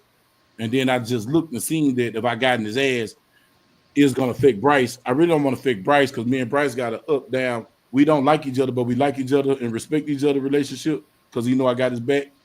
So I didn't want to create no conflict, so I just let the shit go. Because really, I was being petty. I ain't going to lie to you. I'm going to be a man about it. I was being petty. I was trying to have an excuse to make it jump off. And that was the simplest shit. You know what I'm saying? But other than that, like with their daddies and stuff like that, I don't got no problem. And even the mama's boyfriends, like when they stay with the mamas and stuff, like my daughter stayed with her mama, all I want to do is meet the dudes that you're going to have around my daughter, because I can fish out who a pervert and who not. Do that make sense? Yeah, I mean, I get that, yeah. But I just run across dudes that be in a stepdaddy role or whatnot, and then be getting mad when the biological be coming around, and I ain't never seen it like that. And I'm gonna tell you why though. If I'm doing everything for your child and you want to pop in for 5 minutes and take that burden off of me, shit, come on, make it 10 minutes. But you know what the problem is, Tank? I live in the real world. Like, I don't understand what. Like, I'm not gonna get mad if you go get him a McDonald's meal. That's one less McDonald's meal got to come out my motherfucking pocket. What the fuck? It don't got shit to do with none of that. You know what the problem is, Tank? That nigga insecure and he know his bitch wants you. He's temporary. He's a stationary, temporary figure. Because if she had her way, she'll want you. It's something she done said in front of that nigga to let that nigga become insecure and know that this really ain't my bitch, this is bitch.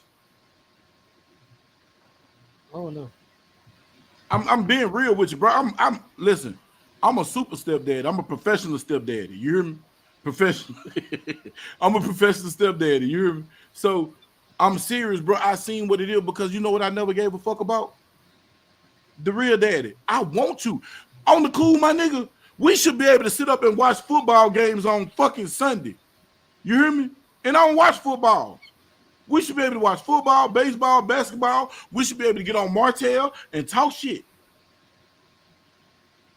Because I'm not insecure. Because if she leave and start back fucking with your sire ass, because you gone. And I'm here now. It was the reason why I'm here. Because if you was doing what you supposed to do, I don't even supposed to be here. So if that's what she want to do, a double back, fuck up, because that means she wasn't right. Right. Man, I'm not finna. Man, I could catch a nigga putting 13 inches, and me and Gershon used to make this joke. You can be putting 13 inches, beating her down, I'm going to come join y'all. Because, nigga, I don't know how you want to take it. This might sound fucked up, but if you're in my house, in my bed, busting my bitch down, oh, nigga, you're not going nowhere. We finna enjoy her together. It ain't no choice in the situation. You're gonna be there with me, and we finna hold hands, London Bridge, while you in the back, I'm in the front. Her London Bridge is falling down, My Fair Lady, because we finna slut her out. And then, depending on how much I got vested in that house, really, I don't even want to be in there no more because some other man done violated my sanctuary. I'm gonna get my shit and I'm gonna burn out. And then I tell her I'm sending my brother and them over here on this here date to get my shit. Because I don't even want to come back in the house. Fuck you, and I'm gonna walk away. Yeah, I had a weird situation I about said 6 this on months many ago. lives. I stand on it. I got a text from my baby mama about 6 months ago. She say, "Hey, I need to tell you something," and so I'm anticipating the bullshit.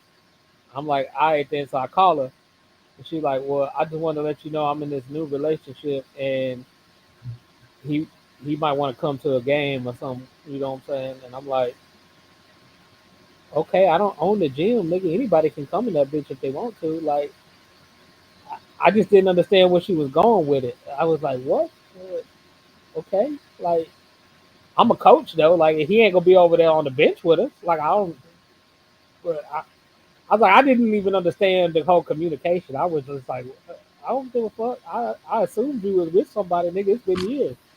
Like, but you know what? You know what, Tank? That shit was weird to me.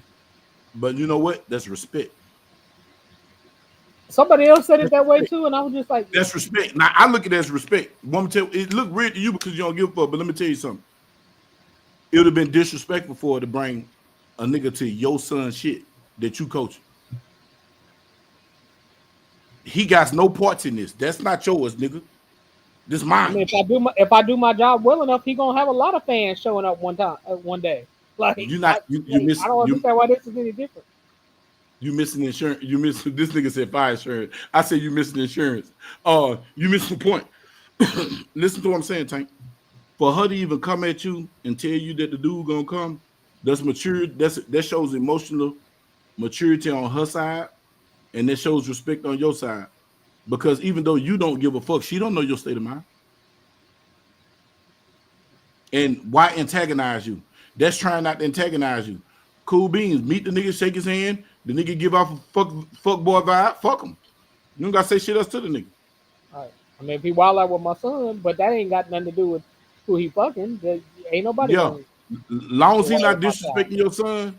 Yeah. Long as he ain't disrespecting your son, fighting. But that ain't got nothing to do with who he's seeing though. Like I don't give a fuck. Like anybody. Believe me, I don't have to deal with some unruly ass parents. Like it'd be the same shit. Like so, I was like, I really didn't understand how she was prefacing this shit. I was just like, all right, whatever. Like, nigga, I don't own fucking Fieldhouse USA. Nigga, like anybody can come in that bitch. Right.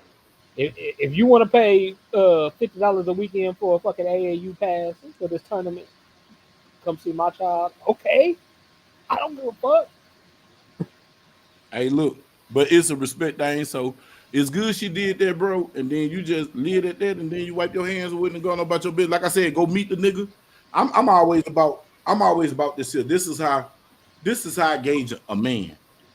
If I come at you peaceful, white flags, I'm coming at you, I shake your hand. If I shake your hand, depending on your grip, I know if you fuck with me.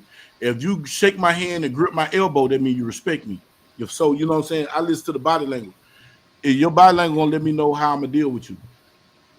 Because if you come at me and you give me one of them little soft handshakes, now I'm gonna pull you to the side, man. You're gonna have a conversation right there. Look, bro, I ain't coming at you hiding nothing, but you know, I felt the way you shook my hand. You know what I'm saying? So this is how we're gonna do like this here. Allow me to respect you, I'm gonna allow you to respect me. And if you don't understand that, then I don't know what else to tell you and walk off. But I also know my child, like, so if my child had been dealing with this dude and he didn't really fuck with him, he would have just already told his mama, like, nah, I don't want that fuck nigga at my. He would literally say it like that. I don't want that fuck nigga at my game. And the nigga 10 years old and talk like that. Like, so, like I said, hey, if he ain't say that, then I was like, I don't really understand. Hey, I tell this to my daughter. I tell it to my son. I just seen my grandbaby. She in Vegas. I just seen my youngest baby. All I ask you to do is respect the kids. I don't care what you do. Don't do it in front of the kids. Respect the kids. When people start disrespecting the kids, then I get disrespectful. You ain't gonna like it when I get disrespectful. You feel me? So, with that being said, respect the kids. Disrespect somebody's child if they let you, right? Like if she letting it, She letting this some motherfucker disrespect my child. Then I'm gonna have a problem with him and her. Hey, Cause that shit happened under your roof. what's understood don't got to be explained. Because if there's a problem, bruh, let me tell you. I remember one time, bruh. One time, my daughter, her mama put out, and it was like 10 something on a school night. She was going to Skyline at the time, and they were staying in the Grove. Yeah. And I don't know how the fuck I get the call. Oh, she called me and said she can't find Mona. I was staying in Irving. I told her straight up, if you don't find my daughter before I get over there, and I think I gave her to 1 o'clock to find my daughter. If you don't, my daughter ain't find you put out, you don't find my daughter by 1 o'clock, I'm gonna deal with you accordingly. That woman found my daughter at like 12:30. I got her. I went and talked to her, blah, blah, blah, shot on to the crib. But that, and I tell anybody that I told my little girl mama, before she moved to Florida, she was staying in the Cliff, and she had just got married, and it was a lot of weird shit. Her and her husband stayed in tour and shit. And I just told him like this, I was like, say, man, anything happened to my daughter? And my daughter told her, said, if anything happened to my little sister, you're gonna hold you responsible. And you don't understand my dad. This me telling you this. And then I backed out and told her, didn't even know my daughter had told her. And I told her, man, anything happened to my daughter, I'm gonna hold you responsible. I used to tell that to her mama. Anything happened to my child, I'm gonna hold you responsible. Yeah. And I'm gonna hold you responsible because at the end of the day, bro, supposed to protect the kids, man. I feel like Charleston White. The hell with you grown motherfuckers. It's about these kids. Right. I care about them children. My life is for them children. Hell, if I jump out here and if I jump bad, it's because of my kids, bro. Yep. If I feel like I got to protect my kids, man, you can't tell me I'm wrong for trying to protect my children. My children. You can't tell me I move wrong. Ooh, you was wrong. Nigga, it's a kid involved, bro. They ain't me. Because shit that's pertaining to me, I'm going. To be honest with you, I'm a dick. So I'm gonna find a humorous way to deal with it because I'm gonna make a joke out of it. It could be something serious, but I'm gonna make a joke out of it because it's me. But when it comes to them children, bro, I don't have no understanding. Nope. And that's why when your old lady, your ex-wife came to you and told you about that, and like you said, your son must fool with cuz. If your son fool with cuz, keep it kosher until it don't have to be. Right. Because I believe in peace. I believe in peace. You know what I'm saying? I don't believe in problems, but if you got a problem, no problem. Right. But I don't want no problem. But if there's a problem, no problem. I have the truth. God bless the dead. In the words of Bishop, Mr. Brock. Mr. Brock used to say this all the time. This ain't what you want, but I give you what you need. That old man used to say that. This ain't what you want. I done told you. This ain't what you want, but I give you what you need. So, yeah, I ain't trying to go there. But nah, man, when it comes to them dudes and they be mad at the daddies, is they jealous of their dudes. Because sometimes you could not have nothing and he can have everything materialistic, but he don't have who you are as a person in him. You feel me? And then they get intimidated by them traits, man. And them dudes are, man, I done seen it all, bro. Oh, man. I guess I've always seen like if you could take something of mine and it wasn't really mine to begin with. Listen, I got an old saying. It say anything that I penetrate can't be infiltrated. You know what I'm saying? So you can't infiltrate nothing I penetrate. Because if I penetrate it, it's mine. And if it ain't mine, then because you chose not to be mine, and that's cool. Hopefully, I hope you inform me and I don't got to find out the hard way. Right. But if I do got to find out the hard way, cool beans. Right. I'd rather for you come tell me. On God. On God, bro. I remember I had one chick, bro, and I respect her, bro. I ain't gonna say her name, but I respect her. It was a little side chick. I was going with my baby mama, and she was my little side fling. But I respect her because she was the realest on earth. Man, that woman came and told me, say, man, you sleep with your baby mama every night. You got to leave my house to go lay with that woman to stop her from acting up. I can't deal with this. So I'm going to go deal with this dude, but I still want to deal with you. I couldn't do nothing but respect me. And she told me straight up, she said, you can respect it or check it. I said, well, I'm going to check it because I can't be second fiddle to nobody. And she was like, what type of, that's, I said, it's hypocritical, but it is what it is. If you ain't first, then you last, and I ain't last to nobody's ass. Not for no ass. Girl, bye. And you know, because I was egotistical, egotistical maniac. So, you know what I'm saying? I know something wrong with me because I'm cheating on you, my side piece, but I don't want to be your side piece. No. It don't work like that. If I ain't first, I need to be number one. You know what I'm saying? And you can't cheat on me while I'm cheating on somebody. What the hell wrong with you? Yeah, I messed up. That's why I stopped cheating and I keep it real now. You know what I'm saying? Because it ain't even working. It fucked me up. I was messing with this little shorty from the cliff and shit, and she was already like, "Nigga, I know how you is," and I was like, "What that mean?" She like, "Shit, if you gonna cheat on me, just let me know and shit." You know what I'm saying? She like, "I ain't even mad at you. Just let me know beforehand." And I would always like, that'd be a weird ass conversation. Like if I just roll up on you, like, "Hey, so I'm gonna sleep with Tasha tonight and shit." You know what I'm saying? Like I was like, "Nigga, how's that conversation supposed to go?" Like. Man, You I had saying a chick that like shit, that though. but I just that I don't know. Hey, I had a chick like that, but this how I went though. We had a don't ask, don't tell policy. Cause right now I'm an open book. Don't ask me nothing you don't want to know. Cause if you ask me, I'm gonna tell your ass. First, I'm gonna style you 2 times because I'm trying to spare you. But if you press the issue and the 3rd time, I'm gonna give you what you don't want. And I ain't gonna shit. I remember one time I got accused of smashing this chick, and I didn't because I let her sleep in. It wasn't my bed. It was really like I had took over my daughter's apartment, so it was really my daughter's bed. But I let the girl sleep in my bed because, to be honest with you, you know what I'm saying, on some pee shit. Like, you know what I'm saying, I'm over there on Broadbank. We was out all night, but I wasn't sleeping.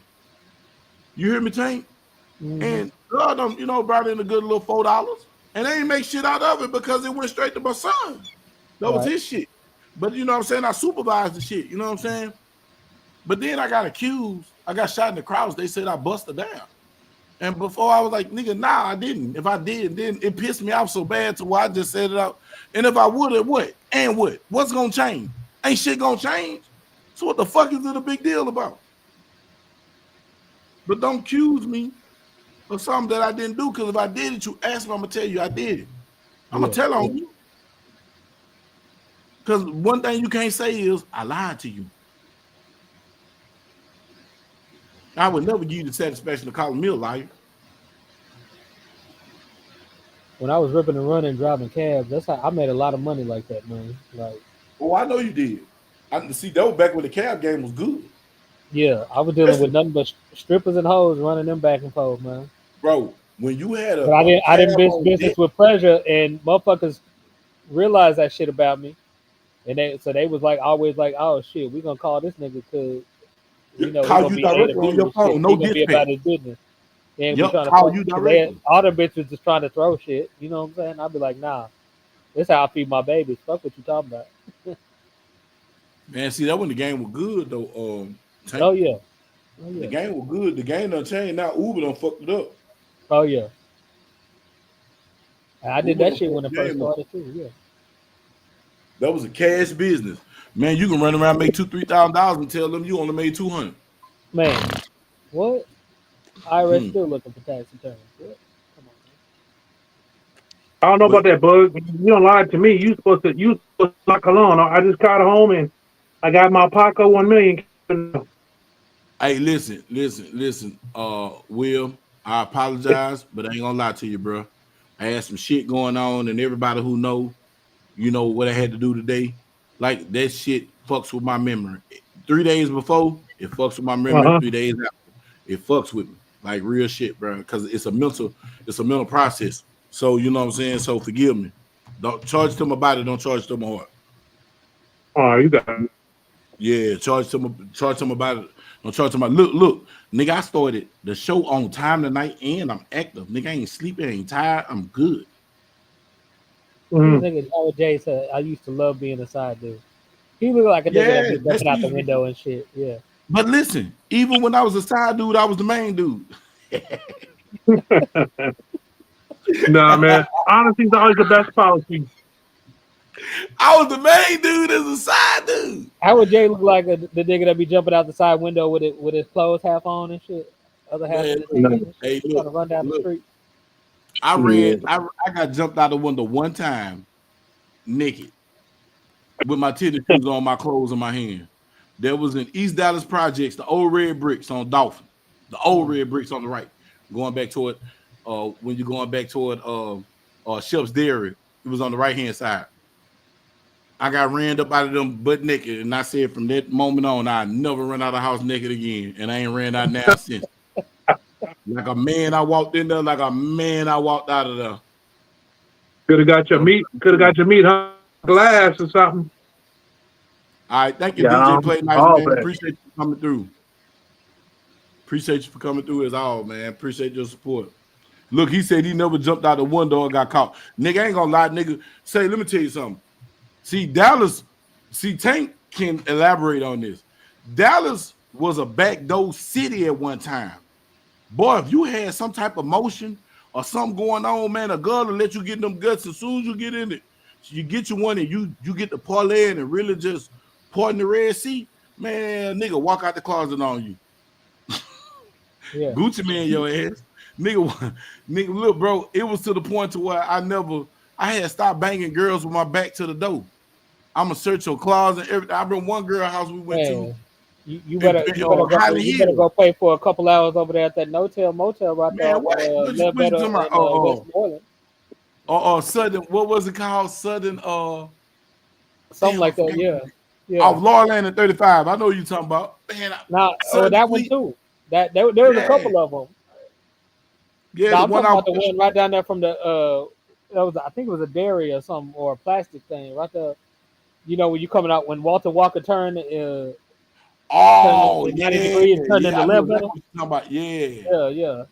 Right there by Westmoreland. Cause I used to stay right there on Westmoreland and Red. Yeah, they had the 2 for $10 over there. Yeah.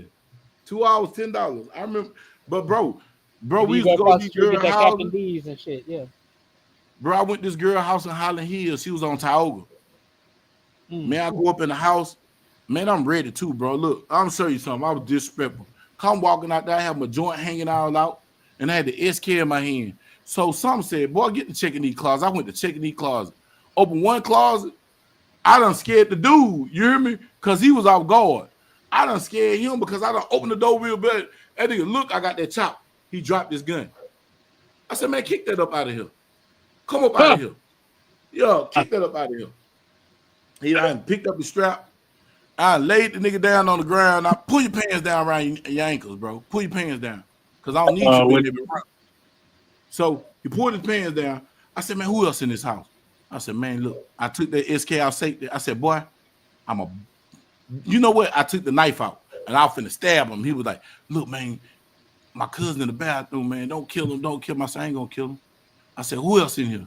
He said, man, my brother in the bedroom in the closet. So I snuck in the bathroom, crept up on him. They had the 2 doors. You know how you come out the bedroom and then you go into the bathroom and then the bathroom is in the hallway. So I done came through the bedroom. He's sitting up on the damn toilet. I done got him, pulled him out, took him in the living room, took his pistol, laid him down. And then so the boyfriend was in the bedroom closet. So I don't know if he knew what was up. That nigga started shooting through the door. That nigga started shooting through the door. He started shooting through the door. Just pop, pop, pop, pop, pop, just wildfire. Oh, no. He started firing through the door. And I was like, what the fuck? He caught me off guard. Why do you in the house? Why didn't you just leave? Bro, I want to leave with these niggas armed and I got to get in my car and bag out. They're going to air me out. I was the lick. I got a $20,000 necklace, a Rolex. They ain't finna rob me. No. I got you. Oh, you were set up. You were set up. Yeah. I got you. They were setting me up. I was supposed to be getting some cash, but I was supposed to be set. I was set up because I threw the dude off because I'm thinking I'm gonna bust her down. So I got my joint hanging out my pants. My pants unzipped, my joint already poked out. I'm ready to rock. You hear me? So when I bust open the door, they ain't looking at me. They look down. They just see, you know what I'm saying? Cockadoodle dude pointed at them. That done threw them off. Like what the? By that time, he going through. with the chop in hand, with the meat out, yo. With the meat hanging out, so they don't know you don't know what pistol to be scared of. The meat pistol, Yeah, or this big that old look chopper. that look bad for that shit, man. Yeah. Yeah, so Yeah, they I fucked remember up. it was like 06, 07. I was talking to this little old. She told me to come by the crib and pick her up. I said, where she stay? She stay in them apartments right there behind the pool hall right there on Duncanville and Mm. Can't wait shit. Duncanville Yeah. and Cam I Will. said I ain't fuck that. Come pick you up, nigga. Hell no, nigga. That's one way out there, motherfucker, one way in. One way in there. I was just finna say that. Yeah. Hell Them, no. them was She set still up waiting for me heavy to back go in the pick day. her ass up, nigga. Fuck that. I already Bro. seen that shit when it happened. Right when she say what you say, I said hell no. Bro, I remember I was gonna pick this chick up in Village Oaks. Bro, I ain't even making an apartment. I seen all them niggas outside. I was like, what the fuck? I'm coming through there, bro. I'm on D's. I got the Senegal D's on my Impala. I'm slapping 412s in the deck. Boom, boom, boom. And I'm looking. It's 2 in the morning. Like, why all these niggas outside? Everybody got on black sweaters. You know, this was ski mask days. It wasn't no shiesty. Man, I seen that nigga had a ski mask on. Man, I just man, them niggas start airing me out. Man, they knocked out all my windows, bro. By the time I got to Illinois and Overton, bro, man, I was on flat. They done shot one of my Dayton's, done put a hole in my Dayton. I ain't give a damn. I rolled that motherfucker, boy. Nigga, I rolled that motherfucker back down to Bro, a I don't 45. know how I ain't never gotten to no shit, but my plug used to be in the pinks. I never had no problems. Shorty went to roll over there one time at like 2 a.m. I said, hell no. Nah. Fuck that. I wish I would. Now look, I had an episode in the Greens, though. I had a little brother that used to do. Ain't nothing worse than the pink, son. I know, hey man, but they I had always getting hit up. You're not making no money if you've been getting robbed. Now you don't got to get robbed because I can say this here. Shit, when I was grinding, I never got robbed. I done had some attempts. Everybody. I haven't talked to anybody who was grinding that hadn't been robbed. You the first one. Now listen to what I just said. I said I had never been robbed, but I had some attempts. Yeah. I done had some attempts. Oh man, it was a couple niggas, about 7 niggas trying. They ain't here to tell you about it. You feel me? Shit. Just didn't work out. They came at the wrong time. You can't come with nobody on point like Stacey Adams, man. But see, I got a paranoid mind. So the way I see things is different. Like, man, my intuition is weird. Like you have to. Is one person that was around me that understood when I was hanging with Saint real strong. Saint seen my intuition, how my intuition worked. My intuition is something else, bro. My intuition is like a baby mama on a baby dad, and when she know he out fucking, she can feel it. She can feel him sticking it in. I can feel when it's bullshit. You hear me, bro? And I can see the shit before. It's like the shit play out in my head before it even happened. So when Cuz tried to go with his movie, he wasn't ready because we was already ready. Because I make it look like I'll be by myself, but I don't be by myself. So it looked like, oh, we got him. No, you don't, nigga. You didn't see them other 2 cars, they'll follow me. You feel what I'm saying? So like, yeah, boy. But I'm telling you, every time that I almost got, it was behind a female. I was trying to get some cat. That's when I learned that. Man, anytime I look at me, look around. Man, one dude sent his girl on me. Listen, I ain't even know it was his girl, bro. And this was at the time. He was one of the leading jackals in the city at the time. He was like good. He was good. The nigga was good. He dead now, but he was good. And the nigga sent this chick at me. I did not know there was this woman, man. Like this woman had been scoping me for like 8 months, and I was ignoring her because I was on my paper chase. Man, and come to think of it, your club you just talk about fucking GG's on Northwest Highway. Man, we up at GG's on my birthday. And that girl bought me a bottle of Hennessy. And she almost got me. But I was there with my partner. My partner, Bud, was like, nah, we was in his BMW that night. And he was like, nah. He riding with me. He can't go with y'all. We got in the car. He said, Buggy, man, that girl trying to set you up to get robbed. Nigga, you know who girl that is? I said, nah. Man, he told me who girl it was. Come to find out I did my homework. It was his girl. And then her homegirl told me straight up because she cut it for me. She was like, Bug, you're a real dude. You know they've been trying to rob you for like 8-9 months. And she almost got you on your birthday if it weren't for your homeboy. I said, I wrote with my homeboy. She said, I'm so glad you didn't ride by yourself because I couldn't tell you nothing. I couldn't tell you. But she was trying to hint at it because I was listening to the slugs she was throwing, but I was full of drink. You know how you catch it, but you don't catch it? Yeah. Yeah. But I caught it, but I didn't catch it. I didn't catch it when I need to catch it. I caught it later. So when I put it 2 and 2 together, When I'm outside. Mm-hmm. But so man, like that's the situation with that. But that's why I had got to the point, man. Like I said, we had been doing so much at my apartment, bro, to where like it didn't mean like that's why to this day, like a woman vagina don't mean nothing because I done had it all. You know what I'm saying? I done had all types.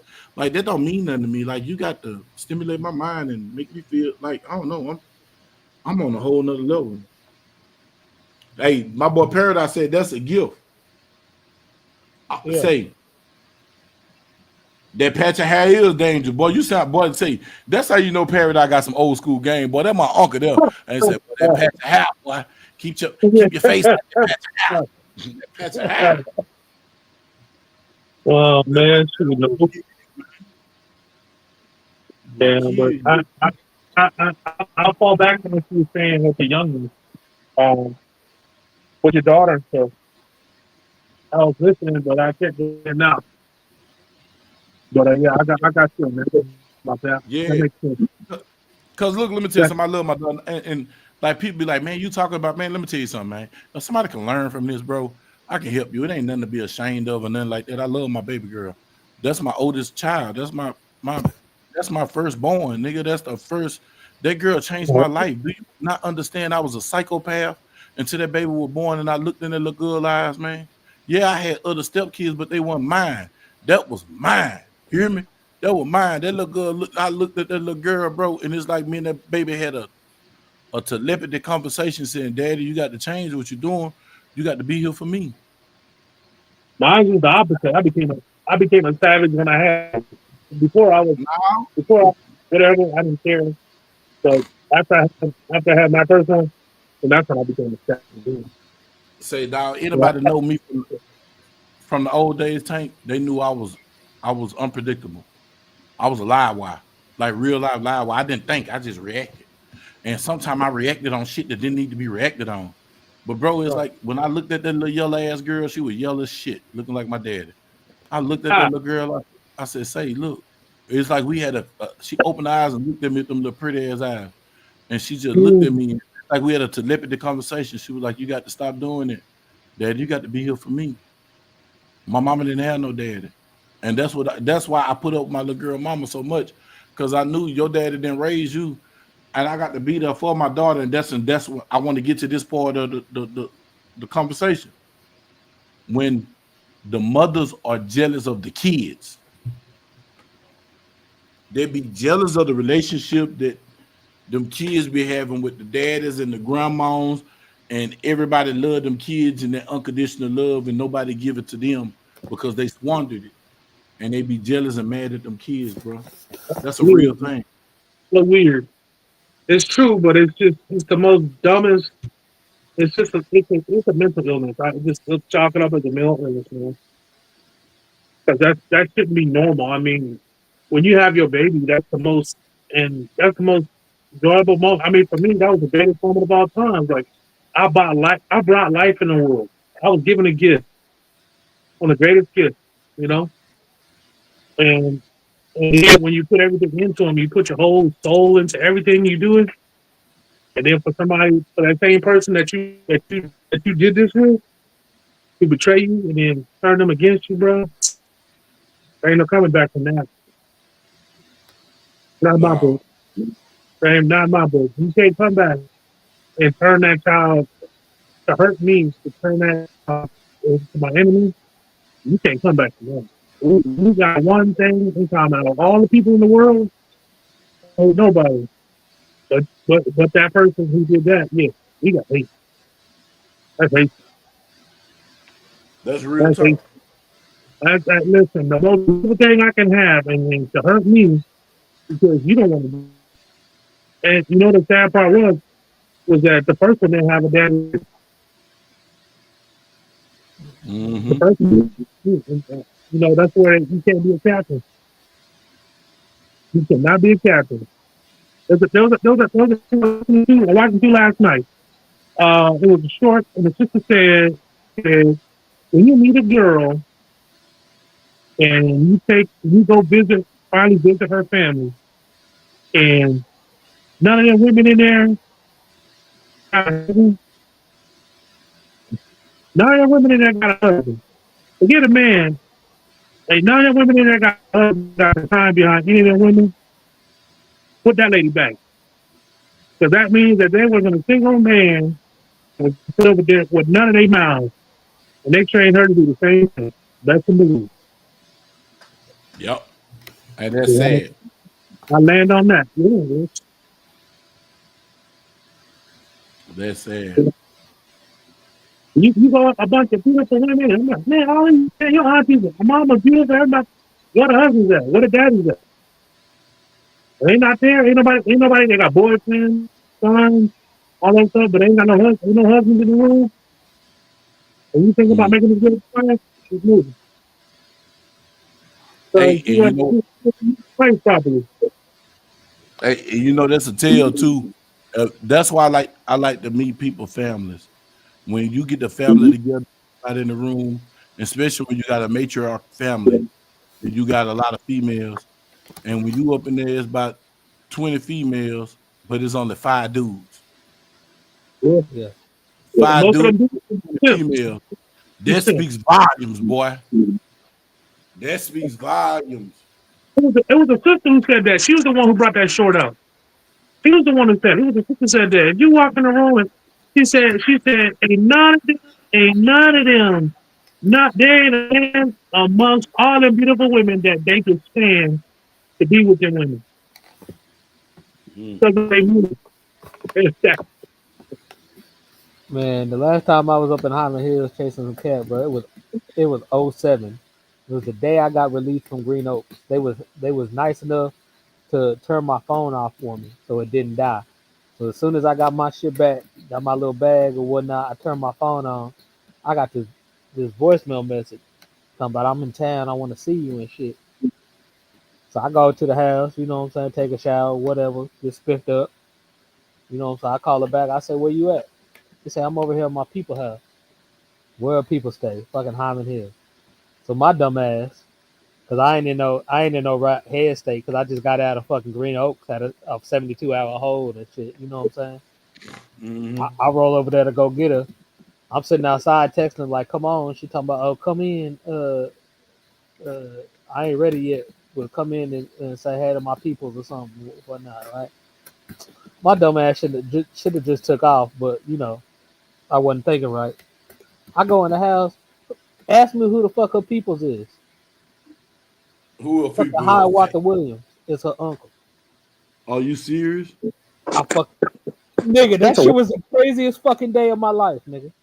You said what? What you said was a what? This bitch related to the fucking founder of fucking Williams Chicken, nigga. And that nigga just sitting up in the crib. Oh. Shit. That shit was so fucking crazy, nigga. In the middle of fucking Highland Hill. If that ain't the most Dallas shit you ever heard. I don't even know who you talking about. I don't know. That's what I'm saying, man. It's a franchise restaurant down here in Texas. It's called Williams Chicken. It ain't nowhere in Texas you cannot go, and it's not one in a black neighborhood. Yeah. Okay. No, because that's my family. My family. I don't know about. I don't think they're part of that. Yeah. But it's a whole bunch of niggas with that name. So. Yes, a lot of Williams. Well, brothers, I appreciate y'all for coming in tonight. I guess I'm gonna go and make the next because I did this last week, and when I set it up, you see I was on time, so I'm trying to get punctual. Proud of me. Everybody give Bug a hand. Congratulations. Congratulations. I'm proud of you, man. Proud of you. I appreciate y'all boys for coming in. Shut up, Mika. I'm gonna ask you nothing. She told the truth. She said, "I reminded you, Negro." No, she didn't remind me. You remember me? I had already set it up. Because normally I got to set up the live. I set this stuff up because I knew I wanted to do it because I had some people, bro. It was gonna be interesting because they got different perspectives, and then I love to talk to people who ignorant. You feel me? They smart ignorant. You know what I'm saying? You know they smart ignorant motherfuckers. And they smart, Yeah, so smart. you seen that? You seen that video I sent you, right? Those 2 videos I sent you. Yeah, I saw them, yeah. Okay, all right. Yeah, but Yeah, this is a better Convo. Yeah. I know it. I was gonna go there, but I had already set this up last week because I like I said, I be trying to surprise you jokers because y'all get tired of the same stuff, man, and just try to be innovative, bro. But you know what I'm saying? I guess everybody wants you to pay them or something, and I can't do it. What? Yeah, I can't do it right now. Hey, real quick, I got a quick question. Hey, you over there by Irv, Big Irv? Reaper. I don't know. You'll probably have to hit me on, offline and we can figure it out. All right, I hit you offline. Anyways, I appreciate it. Yeah, just hit me up. Everybody, man, I appreciate y'all for coming through. Man, Paradise, especially you, bro, man. Peace and love, brother. Peace and love, MJ. You know what I'm saying? All y'all, man. Thank y'all, Mika, DJ Play Nice, Howard J with your little white self. You know what I'm saying? Carl, you know, we are Olden Armor. You know what I'm saying? Everybody who came, Skillet for coming in. You know what I'm saying? Uncle Ben, Jason and Shannon. All y'all, man. I appreciate y'all for coming through, bro. Jova, you know what I'm saying? Man, Tank, bro. You know, I appreciate you always, bro. I appreciate all y'all for coming through tonight. You know, Olden Armor, he's a weirdo. But that's my dude. Call my dude, though. You know what I'm saying? You gotta love him. If you can't deal with it, do they say you can't stand the heat, get out the kitchen, because that nigga crazy. But shit, everybody, man, I appreciate y'all coming through. Check us out next weekend. Hit me on Instagram if you got something you want to talk about before I make a subject. I ain't gonna make a subject. The date is Wednesday. I'll make a subject by Saturday. So y'all hit me on the gram or hit the comment section tonight and tell me what y'all want to talk about, bro. And we can go from there, bro. And anybody y'all want to see on the platform, bro. Because we got to unghettoify this. You know what I'm saying? It's niggified now. We got to take it out of there. We got to make it more exclusive. You know what I'm saying? Content. But man, y'all have a good night, bro. I appreciate y'all coming through. Stop laughing, Will.